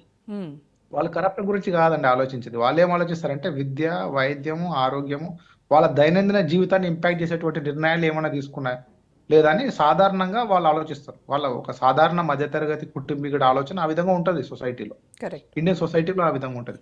అదే మీరు వెస్ట్రన్ సొసైటీ తీసుకున్నట్లయితే కనుక డెఫినెట్లీ మీరు చెప్పింది నిజమే, అది that will become major cause అనమాట. ద ఫండమెంటల్ అప్రోచ్ ఏదైతే ఉందో కరప్షన్ పట్ల మన పర్సెప్షన్, కరప్షన్ గురించి మనకు ఉన్నటువంటి మానసిక దృక్పథం ఏదైతే ఉందో అది ఇంకా అంత సెన్సిటివ్ కాదండి ఆ issue. So election result change చేసేంత సెన్సిటివ్ అయితే కాదని నేను అనుకుంటున్నాను. ఇతర రాజకీయ కారణాలు, రాజకీయ సమీకరణాలు, ఓట్లు చీలిపోవడం లాంటి కారణాలు, యాంటీ ఇంక్యుబెన్సీ వంటి కారణాల వల్ల కేజ్రీవాల్ ఏమన్నా దెబ్బతినొచ్చు, కానీ కేవలం అది ఒక ఫ్యాక్టర్ అయి ఉండొచ్చు. ఎంతో చదువుకున్న ఓటర్లు ఎవరైతే ఉన్నారో, ఆయన నుండి హై ఎక్స్పెక్టేషన్స్ పెట్టుకున్న ఓటర్లు ఎవరైతే ఉన్నారో, అయితే టోటల్ నెంబర్ ఆఫ్ ఓటర్స్ లో వాళ్ళ పర్సెంటేజ్ చాలా నెగ్లిజిబుల్. అది రిజల్ట్ ని ఇంపాక్ట్ చేసేంత పెద్ద నెంబర్ ఉండదు. చదువుకున్న వాళ్ళు ఉంటారు, పట్టభద్రులు ఉంటారు, చాలా ఆనెస్ట్ వాళ్ళు ఉంటారు. వాళ్ళు కేజ్రీవాల్ నుండి ఒక రకమైన గవర్నెన్స్ ఎక్స్పెక్ట్ చేసి ఉంటారు. ఈయన చాలా క్లీన్ ఇమేజ్ ఉన్న లీడర్ అని చెప్పేసి ఆయన గురించి ఆలోచించిన వాళ్ళు ఉంటారు. వాళ్ళకి ఢిల్లీ ఇక్కడ స్కామ్ నచ్చక ఓటు వేయకపోవచ్చు. అయితే ఆ ఓటు వేయని వాళ్ళ వలన ఓడిపోవడం అనేది జరగదండి. ఎందుకంటే టోటల్ పాపులేషన్ తీసుకున్నట్లయితే ఓటర్లది, అందులో వీళ్ళ పర్సెంటేజ్ చాలా చాలా నెగ్లిజిబుల్. సో వీళ్ళు ఓటు ఇవ్వకపోవడం వల్ల ఆయన ఓటమి ఆయనకి కలుగుతుంది అనేది అంత లాజికల్ ఎక్స్ప్లెనేషన్ అయితే కాదండి. అందుకని నేను చెప్తున్నాను, the percentage who is not voting వాళ్ళంత ఇంపాక్ట్ అయితే చేయరు. సో ఈ చార్జ్ అనేది నేను ఐ డోంట్ థింక్, ఇంతకు ముందే నేను చెప్పినాను, ఇది డబుల్ ఎడ్జ్ నైఫ్ అనమాట. కరప్షన్ చేసి జైలు పోయినందుకు సానుభూతి వచ్చి గెలిచొచ్చు, కరప్షన్ చేసినందుకు ఓడిపోయినారంటారు. ఇప్పుడు ఓడిపోతే కరప్షన్ వల్ల ఓడిపోయినా అంటారు, గెలిస్తే ఆ జైలు పోయినందువల్ల గెలిచిన అంటారు. చంద్రబాబు నాయుడు గారు జైలు పోతే గెలిచినామన్నారు, ఎవరు జైలు పోతే వాళ్ళు గెలుస్తున్నారు. ఈ మధ్య అదో ట్రెండ్ అయిపోయింది ఇండియాలో. సో అదే ఇక్కడ గెలిస్తే కూడా కనుక దానివల్ల రిపీట్ అవుతుందంటారా? ఇప్పుడు మీరు అన్నట్టుగా అవినీతి చెప్పలేము. ఆరోపణ కనుక ఢిల్లీ ప్రజలు లైట్ తీసుకున్నట్టయితే ఎడ్జ్ మాత్రం ఖచ్చితంగా ఆప్కే ఉంటుంది కదా. ఎడ్జ్ ఒకటండి, వాళ్ళు they deliver the services. Actual వాళ్ళు డెలివర్ చేసినారు, డిస్పైట్ ఆల్ ద కన్స్ట్రెయింట్స్ వాళ్ళు చేయగలిగింది వాళ్ళు చేసినారు. అయితే ల్యాబ్స్ ఉన్నాయి. ఆయన ప్రవర్తన కానీ మన ఆచార్య సార్ చెప్పినట్లు ఆయన ప్రవర్తన మారిపోయింది. మనం చూసిన కేజ్రీవాల్ మొదట్లో వేరు, ఇప్పుడున్న కేజ్రీవాల్ ఆయన కంప్లీట్ గా డిఫరెంట్. నేను కూడా ఎక్స్టర్నల్ అబ్జర్వర్, నాకు ఎటువంటి రాజకీయ ఇంట్రెస్ట్ ఏ పార్టీలో లేవు. సో నేను ఓపెన్ గా చెప్పాలంటే నేను అబ్జర్వ్ చేసినటువంటి కేజ్రీవాల్ వేరు, ఈ రోజు నేను చూసినటువంటి కేజ్రీవాల్ వేరు, చాలా దగ్గరగా ఎక్కడ. ఆ పార్టీ స్ట్రక్చర్ లో చేంజ్ వచ్చింది. పార్టీ నేతలు కాంపోజిషన్ ఏదైతే ఉందో, కాంపోజిషన్ ఆఫ్ ద పార్టీ, మొదట్లో వాళ్ళు ఇండియా అగేన్స్ట్ కరప్షన్ అనే మూవ్మెంట్ వచ్చిన పార్టీ ఏదైతే ఉందో, ఈ రోజు ఆ పార్టీ లేదు. Completely it is all together different. అన్ని సాధారణ రాజకీయ పార్టీలకి మెయిన్ స్ట్రీమ్ రాజకీయ రాష్ట్ర రీజనల్ నేషనల్ పార్టీస్ ఉన్నటువంటి అవలక్షణాలు ఏవైతే ఉన్నాయో అవన్నీ అవలక్షణాలు ఈ రోజు ఆప్ లో కూడా ఉన్నాయి. So AAP is another political party, అంతే. Another political party with some kind of delivery. వాళ్ళు కొంచెం ప్రొఫెషనల్ గా డెలివరీ ఆఫ్ సర్వీసెస్ చేస్తున్నారు, అంతే. అంతే తేడా. వాళ్ళు ఇప్పుడు 100% రిన్ సర్ఫ్ ఎక్సెల్ లో ఉతికిన పార్టీ అయితే అది కాదు, నేను చెప్పను దాని అట్లా. ఎందుకంటే it has got contaminated basically with different kinds of leaders, different backgrounds, criminal backgrounds ఉన్న లీడర్స్, చార్జ్ చేస్తున్న లీడర్స్ వల్ల అది కూడా ఒక ఫక్తు రాజకీయ పార్టీగా మారిపోయింది. అది పెద్ద డిసప్పాయింట్మెంట్ ఇండియాకి ఆ విషయంలో చూసుకున్నట్లయితే. బట్ స్టిల్ డెలివరీ పరంగా చూసుకున్నట్లయితే ప్రొఫెషనలిజం ఉందండి. ఇంకా ఆ పార్టీలో delivery of services, governance mechanism చూసుకున్నట్లయితే there is some sort of professionalism which is very rare to see in India in that way. Oh. Right, welcome back. ఒకసారి సర్వే ఫలితాలు చూద్దాము. పీపుల్స్ పల్స్ సర్వే బీజేపీకి 51 నుంచి 60 సీట్లు, ఆప్కి 10 నుంచి 19 సీట్లు, కాంగ్రెస్కి 0 సీట్లు అని చెప్తోంది. అలాగే ఏబీపీ మ్యాట్రిక్స్ చూస్తే బీజేపీ 35 నుంచి 40 సీట్ల వరకు, ఆప్ 32, 37 వరకు, కాంగ్రెస్ 1 సీటు, చాణక్య స్ట్రాటజీస్ ఆప్ 25 నుంచి 28, బీజేపీ 39 నుంచి 44 సీట్లు, కాంగ్రెస్ 2 నుంచి 3 సీట్లు కైవసం చేసుకోనుంది అని చెప్తోంది. అలాగే ఆత్మసాక్షి చూస్తే బీజేపీ 38 నుంచి 41 సీట్లు, ఆప్ 27 నుంచి 30 సీట్లు, కాంగ్రెస్ 1 నుంచి 3 సీట్ల వరకు. పీపుల్స్ ఇన్సైట్ సర్వే ఆప్ 25 నుంచి 29, బీజేపీ 40 నుంచి 44, కాంగ్రెస్ 2 సీట్ల వరకు గెలుచుకునే అవకాశం ఉందని చెప్తోంది. అలాగే పీ మార్క్ ఆప్ 21 నుంచి 31, బీజేపీ 39 నుంచి 49 సీట్లు, కాంగ్రెస్ 1 సీటు గెలుచుకునే అవకాశం ఉందని చెప్తోంది. ఇక పోల్ డైరీ చూస్తే బీజేపీ 42 నుంచి 50 సీట్లు, ఆప్ 18 నుంచి 25 సీట్లు, కాంగ్రెస్ 2 సీట్ల వరకు. కేకే సర్వే చూస్తే ఆప్ 39, బీజేపీ 22, కాంగ్రెస్ 9 సీట్లు కైవసం చేసుకునే అవకాశం ఉంది అని చెప్తోంది. వి ప్రిసైడ్ ఆప్ 46 నుంచి 52, బీజేపీ 18 నుంచి 23, కాంగ్రెస్ 1 సీటు. జేవీసీ ఆప్ 22 నుంచి 31 వరకు, బీజేపీ 39 నుంచి 45 సీట్ల వరకు, కాంగ్రెస్ 2 సీట్లు వరకు కైవసం చేసుకోనుంది అని చెప్తుంది. ఇక టైమ్స్ నౌ చూస్తే బీజేపీ 37 నుంచి 43 సీట్లు, ఆప్ 27 నుంచి 34 సీట్లు, కాంగ్రెస్ 2 సీట్లు కైవసం చేసుకోనుంది అని చెప్తోంది. రైట్, ఇక మనం డిబేట్లో ఆచార్య గారితో మాట్లాడదాం. ఆచార్య గారు, 10 ఏళ్లుగా మోడీ ఢిల్లీ కేంద్రంగా పాలన సాగిస్తున్నప్పటికీ ఎందుకు దేశ రాజధానిలో అధికారంలోకి రాలేకపోయింది? రీజన్స్ ఏమై ఉంటాయి? ఇప్పుడు అక్కడ నూతన నాయకత్వంతో అవినీతి రహిత అన్నా హజారే ఆశయాలతోటి ఒక కొత్త వ్యక్తి రాజకీయాలకు వచ్చినప్పుడు దేశ ప్రజలు మోడీ గారి తర్వాత ఇతను కూడా ఈ రాష్ట్రాన్ని అభివృద్ధి చేసే అవకాశం ఇస్తామని ప్రజలు ఇచ్చారు. నేను మీ అందరినీ నాకు ఒక చిన్న ఆలోచన ఏంటంటే, గత పార్లమెంట్ ఎన్నికలల్లో ఇదే ఆపు, ఇదే కాంగ్రెస్, ఇదే ఎంఐఎం, ఇదే ఈ దేశంలో ఉన్న రాజకీయ పార్టీలు అన్ని కూడా కలిసి బీజేపీని ఓడగొట్టాలని అనుకున్నారు కదా. మరి ఇవాళ ఢిల్లీలో ఎందుకు వీళ్ళందరూ ఒకటై ఎందుకు నిలబడలేకపోయారు? అంటే ఈ దేశాన్ని పరిపాలించనీకే మనందరం ఒకటైదాం, మోడీ గారిని దింపుదామని ఇవాళ ఢిల్లీలో ఎవరి స్వార్థం వాళ్ళే ఈ స్వార్థం కొరకు పోయినట్టే అనిపిస్తుంది కదా. మరి నిజంగా ఇవాళ కాంగ్రెస్ కు ఇప్పుడు వస్తున్నటువంటి ఎగ్జిట్ పోల్స్ లో 3, 4, 5, 6, 10 రావచ్చు, ఎన్నైనా రావచ్చు. మరి ఎందుకు సఖ్యత చేసుకోలేకపోయింది కేజ్రీవాల్? ఎంపీ ఎలక్షన్లలో ఈ దేశంలో ఎక్కడ పోయినా కేజ్రీవాల్ పోయింది కదా, జైలు పోక ముందుకు, జైలు పోయిన తర్వాత. జైల్లో ఉన్నప్పుడే కదా ఎన్నికలు జరిగినాయి ఢిల్లీలో. ఆయన జైల్లో బయటకు వచ్చింది జైల్లోకి వెళ్ళే కదా ప్రచారం చేసుకోనికే. మరి ఢిల్లీ ప్రజలు ఎందుకు బీజేపీకి ఏడేసారు అంటే, మీరు ఈసారి ఖచ్చితంగా 2 పర్యాలు ఇచ్చినాము, అనేక సమస్యలు ఉన్నాయి, ఇవన్నీ ఈ 3 పార్టీల మధ్యలో ఎందుకు ఇది డబుల్ ఇంజన్ సర్కార్. మోడీ గారు కూడా పూర్తి బాధ్యతను వేసుకొని ప్రచారం చేస్తున్నాడు. ఆయన చరిస్మా, ఆయన చేసేటువంటి అభివృద్ధి మనకు తీసుకుందామని ప్రజలు పెద్ద ఎత్తున నాకు అనిపిస్తున్నది ఏంటంటే, ఆశలు అడియాశలు అయిపోయినాయి. అనేక పేద ప్రజల స్కీములని కూడా, అంటే మంచి స్కీమ్ పెట్టింది. నేను ఒకటి విద్యార్థుల ఎడ్యుకేషన్ స్కాలర్షిప్ గురించి ఒక స్కీమ్ ఉండే, నేను దాన్ని స్టడీ చేస్తే చాలా బ్రహ్మాండమైనటువంటి స్కీమ్ పెట్టింది. కానీ దాంట్లో ఎంతమంది లబ్ధిదారులు వచ్చి దాంట్లో సక్సెస్ అయ్యారంటే 20 నుంచి 30 మంది లబ్ధిదారులకు అది మేలు జరిగింది. అంటే ఒక బ్రహ్మాండమైనటువంటి ఒక స్కీముని కేవలం 20-30 మందికో ఒక సంవత్సరంలో వారికి అందేటట్టు చేసి దాన్ని గ్లోబల్ ప్రచారం చేసుకోవడం. అంటే కొన్ని విషయాలలో ఎడ్యుకేషన్ విషయంలో కొంత మార్పు తీసుకొచ్చిండు. కానీ ఈ రాష్ట్రాన్ని, అక్కడ జరుగుతున్న అవినీతిని, అక్కడ ఉన్నటువంటి కొంత మాఫియాని, గుండాయిజాన్ని అక్కడ డెవలప్మెంట్ చేసే ప్రక్రియలో ఆయన ఫెయిల్యూర్ అయ్యిండు. ప్రజలకు ఇస్తానన్న వాగ్దానాలు ఫెయిల్యూర్ అయ్యిండు. ప్రజలకు ఇస్తానన్న మెరుగైన పరిపాలన ఇస్తానన్నాడు, ఫెయిల్యూర్ అయ్యిండు. కాబట్టి మోడీ గారి చరిస్మా, మోడీ గారి నాయకత్వంలో ఈసారి ఢిల్లీని మోడీ గారి చేతుల్లో పెట్టాలి, అభివృద్ధి చేసుకోవాలనేటువంటి ఆ లక్ష్యం. అంటే ఒక్క ఢిల్లీని గెలవడం వల్ల దేశ రాజకీయాల్లో ఎలాంటి మార్పు వస్తుంది అనుకుంటున్నారు? ప్రభావం ఉంటది. ఎందుకంటే ఢిల్లీలో ఆప్ గెలిచినప్పుడు దేశమంతా చర్చ అయింది. ఢిల్లీలో ఆప్ గెలిస్తే పంజాబ్ లో, పక్కన ఉన్న పంజాబ్ అధికారంలోకి వచ్చింది. చాలా రాష్ట్రాలలో కూడా ప్రజలు ఆప్ మీద ఆశలు పెట్టుకున్నారు. కానీ ఆ ఆశలకు అనుగుణంగా పనిచేయలే. స్వార్థం కొరకు ఆయన ముఖ్యమంత్రి అక్కడ కాకుండా తన ఊర్లో పెట్టి దేశమంతా తిరిగేది ఉండే. ఆయన ముఖ్యమంత్రి కొరకు ఆయన ముఖ్యమంత్రి కావాలని అక్కడ స్ట్రకప్ అయిపోయిండు. కాబట్టి దేశ ప్రజలు ఈయన అక్కడనే స్ట్రకప్ అయిపోయింది. ఇక రాడు, ఈయన చెప్పేది అంతా ఆయనకు ఒక పదవి కావాలి, ఆ ఢిల్లీలో ఏదో దొరికిందో అన్నే ఉంటాడు అనుకున్నాను. ఇప్పుడు పంజాబ్ వచ్చింది, దాన్ని ఎక్స్పెరిమెంట్ గా చూసిండ్రు.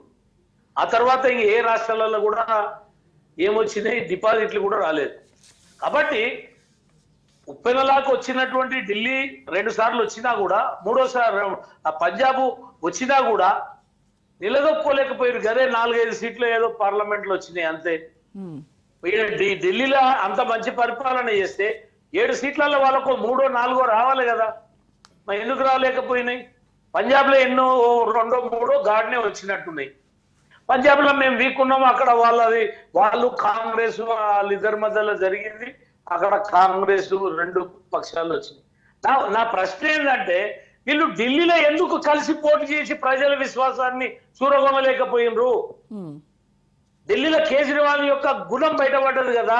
ఇలా కాంగ్రెస్ ఎంబడి ఎందుకు రాలేకపోయాడు? కాంగ్రెస్ ఎంబడి పోతే నేను ఖతమైతా అనుకున్నాను. కాబట్టి ప్రజలు ఇలా ఆ మనిషిని కొద్దిగా ఆలోచన చేసినట్టు నాకు అనిపిస్తుంది. సరే, రామ్మోహన్ గారు చెప్పినట్టు రిజల్ట్స్ ఏమొస్తాయి, వారు అన్నట్టు తారా స్థాయికి వెళ్ళి అంత స్థాయికి పోతుందంటే ఓసారి పోవచ్చు, ఓసారి స్ట్రగుల్ చేసి ఆగిపోవచ్చు. వారు అన్నట్టు కొంతవరకు ఆగిపోవచ్చు, ఎడ్జిలు ఉండొచ్చు. కానీ ప్రజల మూవ్మెంట్, బీజేపీ ప్రచారము, బీజేపీ యొక్క ఆకర్షణ, బీజేపీ ప్రజలకు ఇచ్చినటువంటి స్కీములు, ఇవాళ నేను ఒకటి చెప్తున్నా, కేజ్రీవాల్ వచ్చినా కూడా ఆయన ఇచ్చిన వాగ్దానాలు నిలుపుకోలేడు. కానీ బీజేపీ అక్కడ ఢిల్లీలో సెంటర్ లా బీజేపీ చెప్పిన వాగ్దానాలను నిలుపుకోకపోతే దేశమంతా ప్రభావం పడుతుంది. ఖచ్చితంగా బీజేపీ అక్కడ ఇచ్చిన వాగ్దానాలను నిలబెట్టుకుంటే ఆ వాగ్దానాలు రేపు దేశమంతా కూడా వచ్చేటువంటి అవకాశాలు ఉంటాయి. కాబట్టి అక్కడ ఉన్న ప్రజలు బీజేపీని ఆదరిస్తేనే ఇవాళ ఆ స్కీములన్నీ కూడా వాళ్ళకు వస్తాయి. వచ్చేటట్టు కేంద్రం కూడా సహకరించి అవన్నీ కూడా వచ్చే ప్రయత్నం చేస్తుంది. అక్కడ వచ్చినప్పుడు దేశమంతా కూడా వచ్చేటువంటి ప్రయత్నం జరుగుతుంది. ఎందుకంటే కాంగ్రెస్ ఏదైతే హిమాచల్ ప్రదేశ్ కావచ్చు, కర్ణాటక కావచ్చు, తెలంగాణ కావచ్చు, ఇచ్చినటువంటి దాంట్లల్లో వాళ్ళు ఢిల్లీలో పోయి చెప్పినటువంటివి వేరే ఉన్నాయి, ఇక్కడ జరుగుతున్నది వేరే ఉంది. కాబట్టి ప్రజలు దాన్ని నమ్మే పరిస్థితులు లేరు. హర్యానాలో నమ్మలే, మహారాష్ట్రలో నమ్మలే, రేపు ఢిల్లీలో నమ్మే పరిస్థితే ఉండదు. ఎందుకంటే అక్కడ ప్రధానమైనటువంటి పోటీ కేజ్రీవాల్ కు బీజేపీకి. దీన్ని ఇంతకుముందు మన ఏదైతే మహేంద్ర గారు చెప్పినట్టు అనేక విషయాలలో ప్రజలు పెట్టుకున్నటువంటి ఆశలు నెరవేరలేదు. అన్నిట్లా 2% మైనస్ అయినా కూడా అన్ని విషయాలలో అధికారం పోవడం ఖాయం. ఈ ఎగ్జిట్ పోల్స్ మీకు చూపిస్తున్నాయి అన్ని కూడా బీజేపీ పక్షాన బీజేపీ వచ్చే అవకాశం ఉంది. కాబట్టి అది ఎగ్జిట్ పోల్సే కానీ ఎగ్జాక్ట్లీ పోల్స్ కాదు ఇవి. మా రాయ్ చెప్పినట్టు అది మనం లాస్ట్ డే దాన్ని చూద్దాం. ఓకే, రైట్ అండి. మనోతరయ్య గారు, ఇప్పుడు కాంగ్రెస్ పార్టీ ఢిల్లీలో చీల్చేటువంటి ఓట్లు ఇవన్నీ కూడా బీజేపీకి అనుకూలంగా మారేటువంటి అవకాశం ఉంది. అది తెలిసి కూడా ఆప్నే టార్గెట్ చేసింది కాంగ్రెస్. అంటే దేశవ్యాప్తంగా ఒక స్టాండ్, ఢిల్లీకి వచ్చేసరికి ఒక స్టాండ్ ఎందుకు తీసుకుంది కాంగ్రెస్? మీకు తెలియదు కదా మేడం, రాజకీయాల్లో ఎప్పుడు ఎవరు మిత్రులు ఉంటారో, ఎవరు శత్రువులు ఉంటారో, ఎప్పుడు ఎవరు కలిసి ఉంటారో, ఎప్పుడు ఎవరెవరు విడిపోతారో, విభేదిస్తారో మనం చెప్పలేము. ఢిల్లీ ఎన్నికలకు వచ్చేసరికి కాంగ్రెస్ పార్టీ పోటీ చేసింది, ఆమ్ ఆద్మీ పార్టీ వేరుగా పోటీ చేసింది. అది ఆ ఎన్నిక వరకు. తర్వాత పరిస్థితులు జాతీయ స్థాయిలోకి వస్తే వీళ్ళందరూ కూడా భాగస్వాములు గత పార్లమెంట్ ఎన్నికల్లో పోటీ చేయడం. కాబట్టి గత కాంగ్రెస్ పార్టీ 3 సార్లు, అంటే 15 సంవత్సరాలు శ్రీలా దీక్షిత్ గారి నేతృత్వంలో అధికారంలో చక్కగా యమునా నది ప్రక్షాళన జరిగింది, ఎన్నో కార్యక్రమాలు జరిగింది. 7,000 పైగా కాలుష్యాన్ని నివారించడం కోసం బస్సులు, సిఎన్జి బస్సులను ఆ రోజు ప్రవేశపెట్టడం జరుగుతుంది. అవే ఇప్పటికి కూడా కొనసాగుతున్నాయి. ఇప్పుడు కొత్తగా ఎలక్ట్రికల్ బస్సులు అంటున్నారు. అదేవిధంగా మేనిఫెస్టోలు కూడా చూసినట్లయితే అన్ని కూడా దాదాపు దగ్గరగా ఉన్నాయి. కాంగ్రెస్ పార్టీ 300 యూనిట్లు ఉచిత విద్యుత్ అంటే కేజ్రీవాల్ గారు 200 యూనిట్ల ఉచిత విద్యుత్, తర్వాత 50% 50% మాఫీ చేస్తాం అని చెప్తాం. బీజేపీ కూడా సేమ్ 200 యూనిట్లు 50% మాఫీ. అంతేవిధంగా ఆటో డ్రైవర్ల విషయానికి వచ్చినట్లయితే ఆపు, తర్వాత బీజేపీ పార్టీ 5 లక్షల వరకు బీమా, జీవిత ప్రమాద బీమా, అదేవిధంగా ఆటో డ్రైవర్ల కుమార్తెల వివాహానికి ₹1,00,000 ఆర్థిక సాయం అన్ని పార్టీలు పెట్టడం జరిగింది. కాబట్టి ప్రజలు ఏంటంటే ఉన్నటువంటి పరిస్థితులు బట్టి ఏ పార్టీ మేనిఫెస్టో కేజ్రీవాల్ గారి మీద అన్నట్లు వాస్తవంగా ఆయన జైలుకు పోయింది కలిసి వచ్చిద్దా, లేకుంటే ఇబ్బందికరమైన పరిస్థితులు ఎదుర్కోవాల్సి వస్తుందా అనేది మనం చూడాలి. ఇప్పుడు సానుభూతి వస్తుందా, లేకపోతే ఇంత నిజాయితీ పార్టీ 100 కోట్ల అవినీతి చేసిందా, అది కూడా లిక్కర్ యొక్క ప్రభుత్వ ఆదాయాన్ని గండి కొట్టిందా అని ప్రజలు కనుక ఆలోచించినట్లయితే తప్పకుండా. అదే విధంగా కేంద్రంలో ఈ పార్టీని ఉన్నది కాబట్టి 15 ఏళ్ళు ఉంది కాబట్టి 27 ఏళ్ళుగా బీజేపీ అధికారం లేదు అక్కడ. ఆ 20 అంటే 3 సార్లు 4 సార్లు ఎన్నికల్లో కూడా 8, 9, 15 స్థానాల వరకే బీజేపీ. మళ్ళీ నరేంద్ర మోడీ గారు అక్కడ బీజేపీ పార్టీ అధికారంలో ఉంది కాబట్టి మనం కేంద్రంతో అధికారంలో ఉన్న పార్టీకి ఓటేద్దామా, మార్పు కోరదామా అనుకుంటే తప్పకుండా ఆ ఫలితాలు మారుతాయి. ప్రజాభిప్రాయం అనేది మారచ్చు. లేకపోతే ఏం కాదు, కేజ్రీవాలే ఉండాలి, కేజ్రీవాల్ని కక్షపూరితంగా జైల్లో పెట్టారు బీజేపీ ప్రభుత్వం, కేజ్రీవాల్ ఉంటేనే మనకు న్యాయం దొరుకుతుంది, ప్రభుత్వ పాఠశాలలు బాగుపడతాయి అని చెప్పేసి అనుకుంటే సామాన్యుల ఓటింగ్ శాతం ఎక్కువ ఉంది. కార్మికులు, కర్షకులు, ఆటో డ్రైవర్లు వీళ్ళ ఓటింగ్ శాతం ఎక్కువ ఉంది. వీళ్ళందరికీ మన పార్టీ అని చెప్పి మళ్ళీ ఓట్లేస్తే తప్పకుండా ఆమ్ ఆద్మీ పార్టీ అధికారంలోకి వచ్చే అవకాశం ఉంది. కాబట్టి మేము ఒంటరిగా, అది రాజకీయాలను బట్టి ఉంటుంది, ఒంటరిగా పోటీ చేసిన ఎప్పుడు ఎట్లుంటుందో నేను చెప్పలేము. మనం ఒక్కోసారి కలిసి వచ్చే వాళ్ళు నవీన్ పట్నాయక్ అని పేరేంటి, మన మాతో ఉన్న తర్వాత ఎన్నికలప్పుడు మన బీజేపీలో పోయింది. కాబట్టి అట్లా ఎవరు మనం చెప్పలేము. చంద్రబాబు నాయుడు గారు గతంలో మాతో ఉన్నాడు, ఇప్పుడు ఎన్డీఏతో ఉన్నాడు. కాబట్టి రాజకీయాల్లో పొత్తులు కాదు, అక్కడ ఉన్నటువంటి పరిస్థితులకు అనుగుణంగా ఓటర్లు అనే వాళ్ళు ప్రభావితం అవుతారు.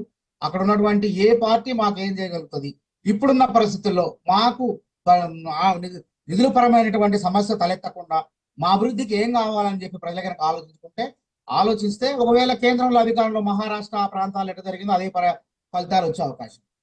కాబట్టి అక్కడ ఉన్నది కదా, పక్క రాష్ట్రాల్లో కూడా హర్యానా ఇట్లా ఈ గాలి కూడా సోకే అవకాశం ఉంది. ఇక్కడ ఇప్పుడు మన కర్ణాటకలో అధికారంలో ఉన్న కాంగ్రెస్ తెలంగాణలో వచ్చింది, అట్లనే బీజేపీకి అవకాశం లేదు ఇక్కడ.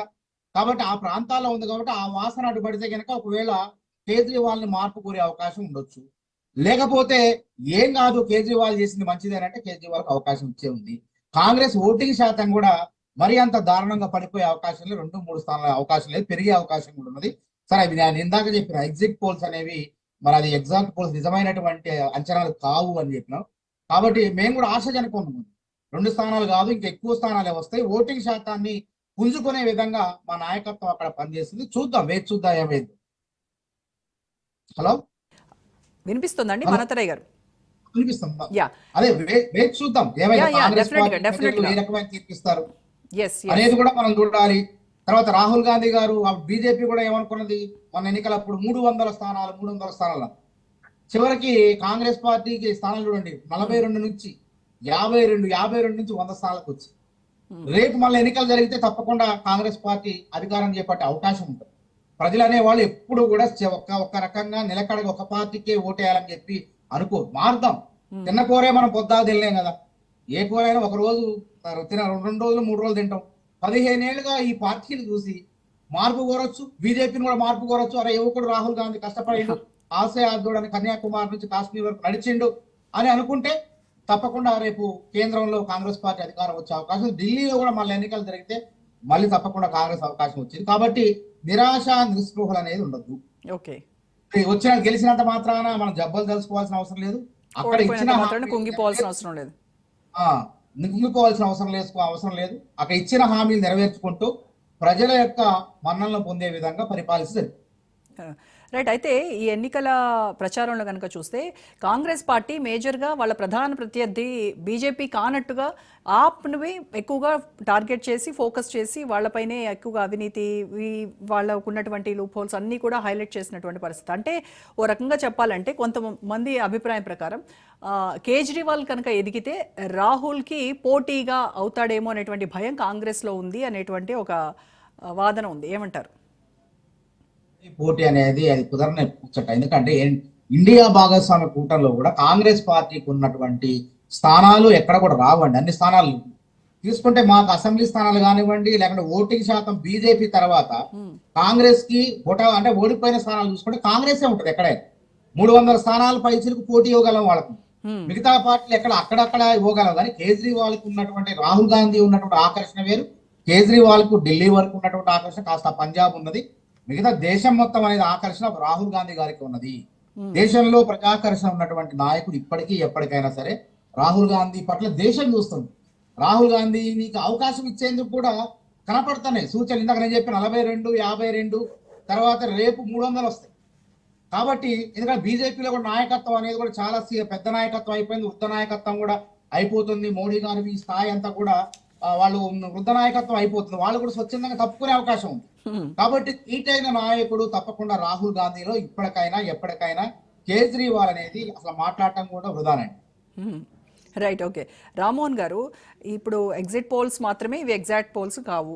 ఇన్ కేస్ ఒకవేళ ఆప్ కనుక మూడోసారి సీఎం పీఠంపై కేజ్రీవాల్ కూర్చుంటే అప్పుడు మోడీ మంత్రం కేజ్రీవాల్ ముందు పనిచేయనట్టేనా? అంటే దేశం మొత్తాన్ని గెలుచుకున్నటువంటి మోడీ, ఆయన పైన అభిమానం విపరీతంగా చూపిస్తూ ఉంటారు మొత్తం. అలాంటి మోడీ మానియా ఇక్కడ దేశ రాజధాని ప్రజల ముందు వాళ్ళందరూ కూడా ఎందుకు మోడీ వైపు మొగ్గు చూపట్లేదు అని అనుకోవాలి? మంచి ప్రశ్న. ఎందుకంటే ఢిల్లీ అనేది ఆర్థికంగా చూసుకుంటే మన హైదరాబాద్ లేకుంటే తెలంగాణ మన తలసరి ఆదాయం కంటే 9 రెట్లు ఎక్కువ.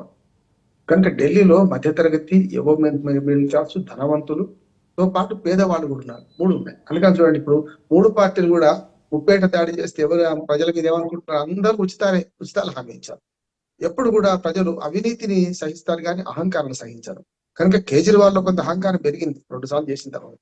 కనుక దాన్ని ఏమైనా ప్రతిఘటించే ప్రయత్నం చేస్తే ఓట్లు తక్కువ అవుతుండొచ్చు. రెండోది కూడా చెప్తున్నాను, ఇప్పుడు కూడా రాజకీయాలు రోజు గారు మనకి సోషల్ కెమిస్ట్రీలో ఓటు ఎట్లా అవుతుందంటే చెప్పొచ్చు, కానీ సోషల్ కెమిస్ట్రీ చెప్పలేదు. ప్రజలు అప్పటికప్పుడు భావోద్వేగానికి గురి కావచ్చు, లేకపోతే ఇది కాదు అది అనుకోవచ్చు. కానీ అందరూ మూకుమ్మడిగా ఒకే వైపు ఓట్లు వేస్తారని మొన్న హర్యానా ఎన్నిక చూసుకున్నాం, మన మహారాష్ట్ర ఎన్నిక చూసినాం, జార్ఖండ్ కూడా చూసినాం మొన్నటికి మొన్న.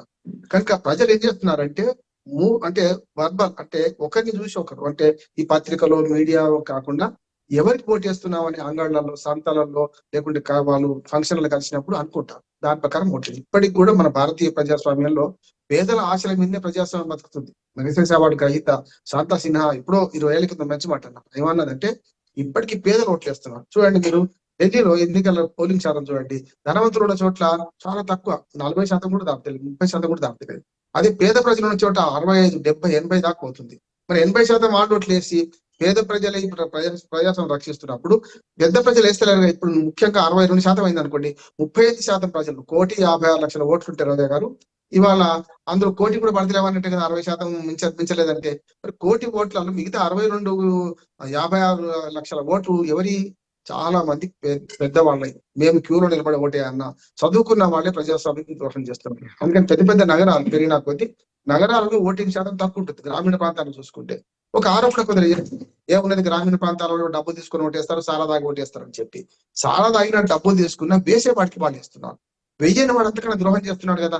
ఢిల్లీ ప్రజాస్వామ్యంలో పెద్ద సవాల్ ఏంటంటే రేపు కేజ్రీవాల్ వచ్చినా మోడీ వచ్చినా సంతోషపడతారు, కానీ వాళ్ళు మాత్రం ఓటేయరు. ఎందుకు వేయరంటే మన పెద్దవాళ్ళు ఎవరైతే ఎవో మిడిల్ క్లాస్ ఉన్నారో వాళ్ళకి ఏ ప్రభుత్వం వచ్చినా ఫరక్ పడేది ఏం లేదు, ఎవరు వచ్చినా వాళ్ళు పనులు చేయించుకుంటారు.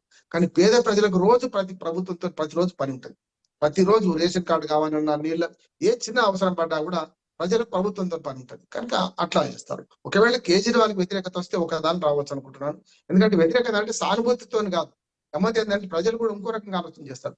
ఇప్పుడు మొన్నటి దాకా గిల్లి కజ్జాల నుంచి మొదలుపెట్టి బహిరంగంగా గవర్నర్ ద్వారా పోటీ మొదలైంది. ఉదాహరణకు మన కేరళ గవర్నర్, తమిళనాడు గవర్నర్ లాగానే మనకు ఢిల్లీ గవర్నర్ కూడా, లెఫ్టినెంట్ గవర్నర్ చాలా సార్లు అవరోధంగా మారింది ఈ ప్రభుత్వానికి. ప్రజలు ఇంకో రకంగా ఆలోచించే మంచిది కదా, మరి తప్పు కదా ఇట్లా బీజేపీ ప్రభుత్వం లెఫ్టినెంట్ గవర్నర్ ద్వారా మన కేజ్రీవాల్కి ఒత్తిడి తెచ్చింది తప్పు అనుకోవచ్చు. రెండోది కూడా కావచ్చు ఏంటంటే ఇదంతా పీడేందుకు మన అభివృద్ధి ఆగిపోవద్దు అనుకుంటే డబ్బులు ఇచ్చారు సర్కారు. ఇంతకుముందు ఆచార్య గారు అన్నట్టు ఏమన్నా కానీ ఒకసారి బీజేపీకి వేస్తుందాం, రెండు కలిస్తే మనకు అభివృద్ధి బాగా అవుతుందేమో అని కూడా కావచ్చు. కనుక ప్రజలు ఎట్లా ఆలోచన చేస్తారనేది మనం పోస్ట్ మార్టం తర్వాత చేస్తాం. మనిషి చచ్చిపోయినాక పోస్ట్ మార్టం చేస్తాం తప్ప ఇప్పుడు ఎగ్జిట్ పోల్స్ లో శాంపిలింగ్ కూడా రోజా గారు ఒక ప్రముఖ పాత్ర వహిస్తాయి. చాలా వరకు శాంపిలింగ్ పెద్దగా లేదంటున్నారు. అంత మేడా పాయింట్ తోనే కంప్యూటర్లో కూర్చొని పిల్లలతో చేస్తున్నారు అంటున్నారు. అంటే అంత చీప్గా తీసేస్తారని. కానీ గతంలో సర్వేకు ఇప్పటికి తేడా ఉందంటున్నాను. ఒకనాడు 83లో ఎన్టీ రామారావు గారు వస్తారంటే 200 సీట్లు దాడుతుందని ఈనాడు పత్రిక చెప్పింది. దానికి కారణం చెప్తాను. మేము అప్పుడు అందరు తాలూకా రిపోర్ట్లో ఉండేవాళ్ళం. అంటే చిన్న స్థాయి, కింది స్థాయి నుంచి, అప్పుడు మండలాలు కానీ ఇంకా కింది స్థాయి నుంచి ఒక రిపోర్టు పత్రికలకు అందేది క్షేత్రస్థాయికి. ఇవాళ ఏమైతుందంటే క్షేత్రస్థాయి లేదు. ఇప్పుడు అంతా కంప్యూటరైజ్ అయిపోయింది. ఆఫీసులో కూర్చుంటున్నారు, ఆ కంప్యూటర్లు కొట్టేస్తున్నారు.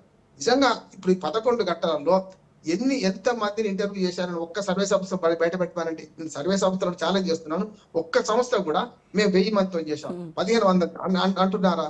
156 లక్షల ఓటర్లలో కేవలం 150 మంది ఓటర్లను, 1500 ఓటర్లను ఇంటర్వ్యూ చేస్తే అది దానికి మొత్తం ప్రతిఫలించదని నేను అంటున్నాను. ఒక్కటి మాత్రం నిజమైందంటే పేద ప్రజలు ఇప్పటికి కూడా ప్రజాస్వామ్యం ఆశలు పెట్టుకున్నారు, ఓట్లు వేస్తున్నారు. ఓట్లు వేసి నిరాశ వచ్చినప్పుడు తిరస్కరిస్తున్నారు కూడా. ఇప్పుడు నిరాశ వచ్చిందా రాలేదా అనడానికేమో రేపటి ఎన్నికల ఫలితాలు ఒక రుజువు అవుతుంది.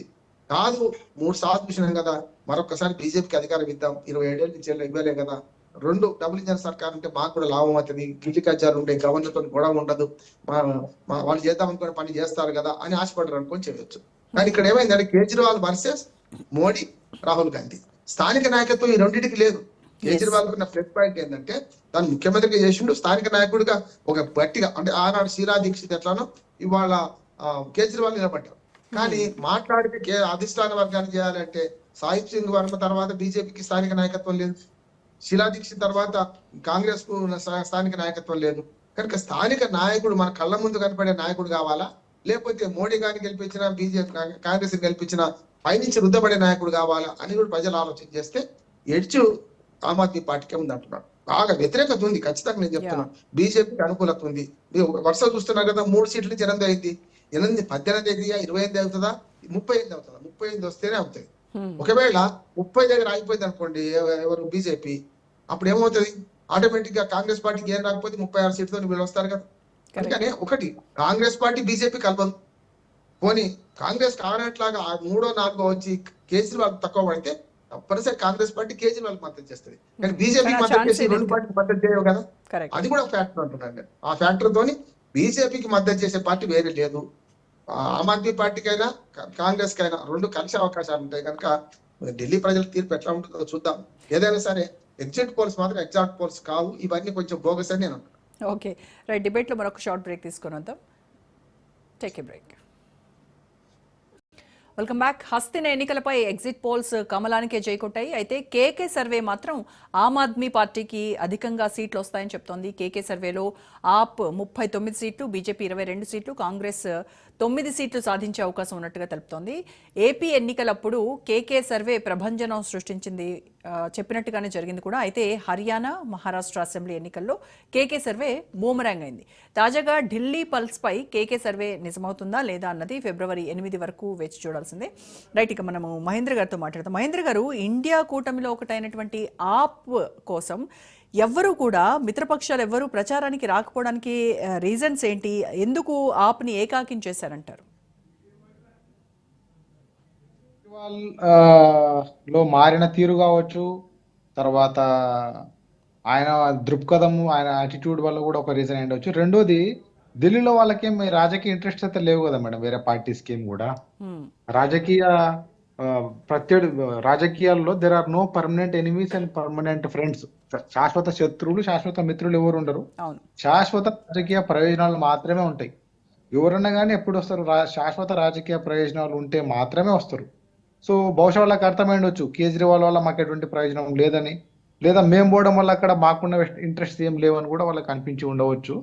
సో రాజకీయ ప్రయోజనాలు లేకపోవడం కూడా ఒక కారణం.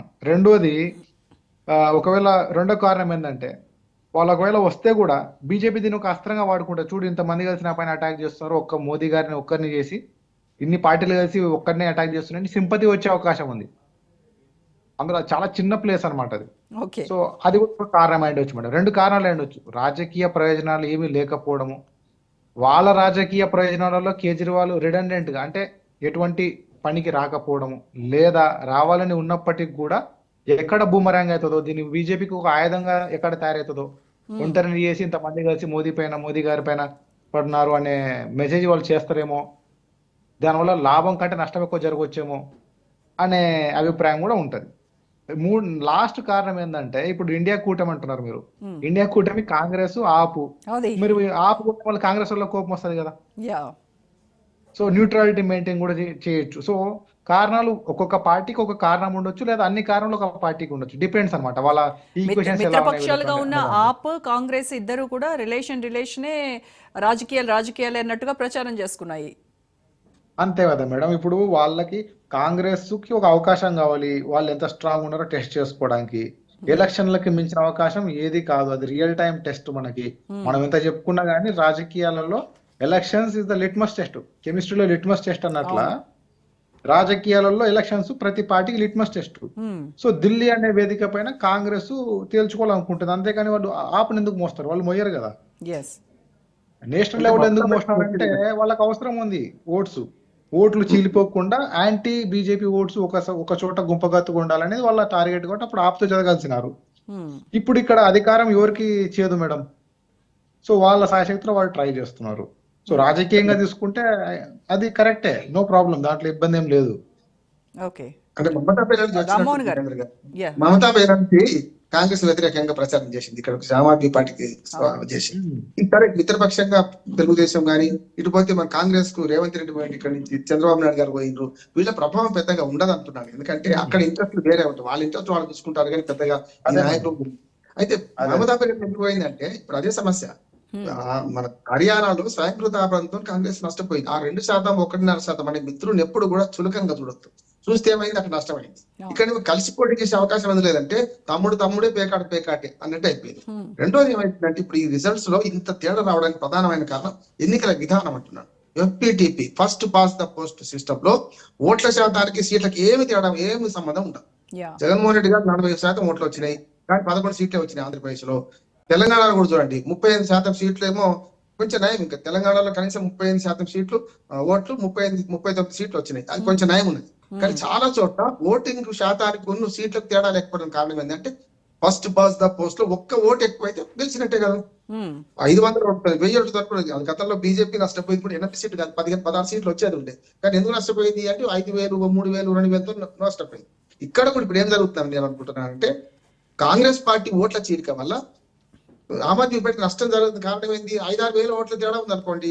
కాంగ్రెస్ పార్టీలో 5-6,000 తీసుకుంటే బీజేపీ గెలుస్తుంది, ఆటోమేటిక్ బీజేపీ గెలుస్తుంది. అట్లా జరుగుతుంది. దామాష పద్ధతులు ఇది ఉండదు. యాక్చువల్ గా మన భారతదేశం ఏం చేయాలంటే, దామాష పద్ధతి వైపు పోవాలి.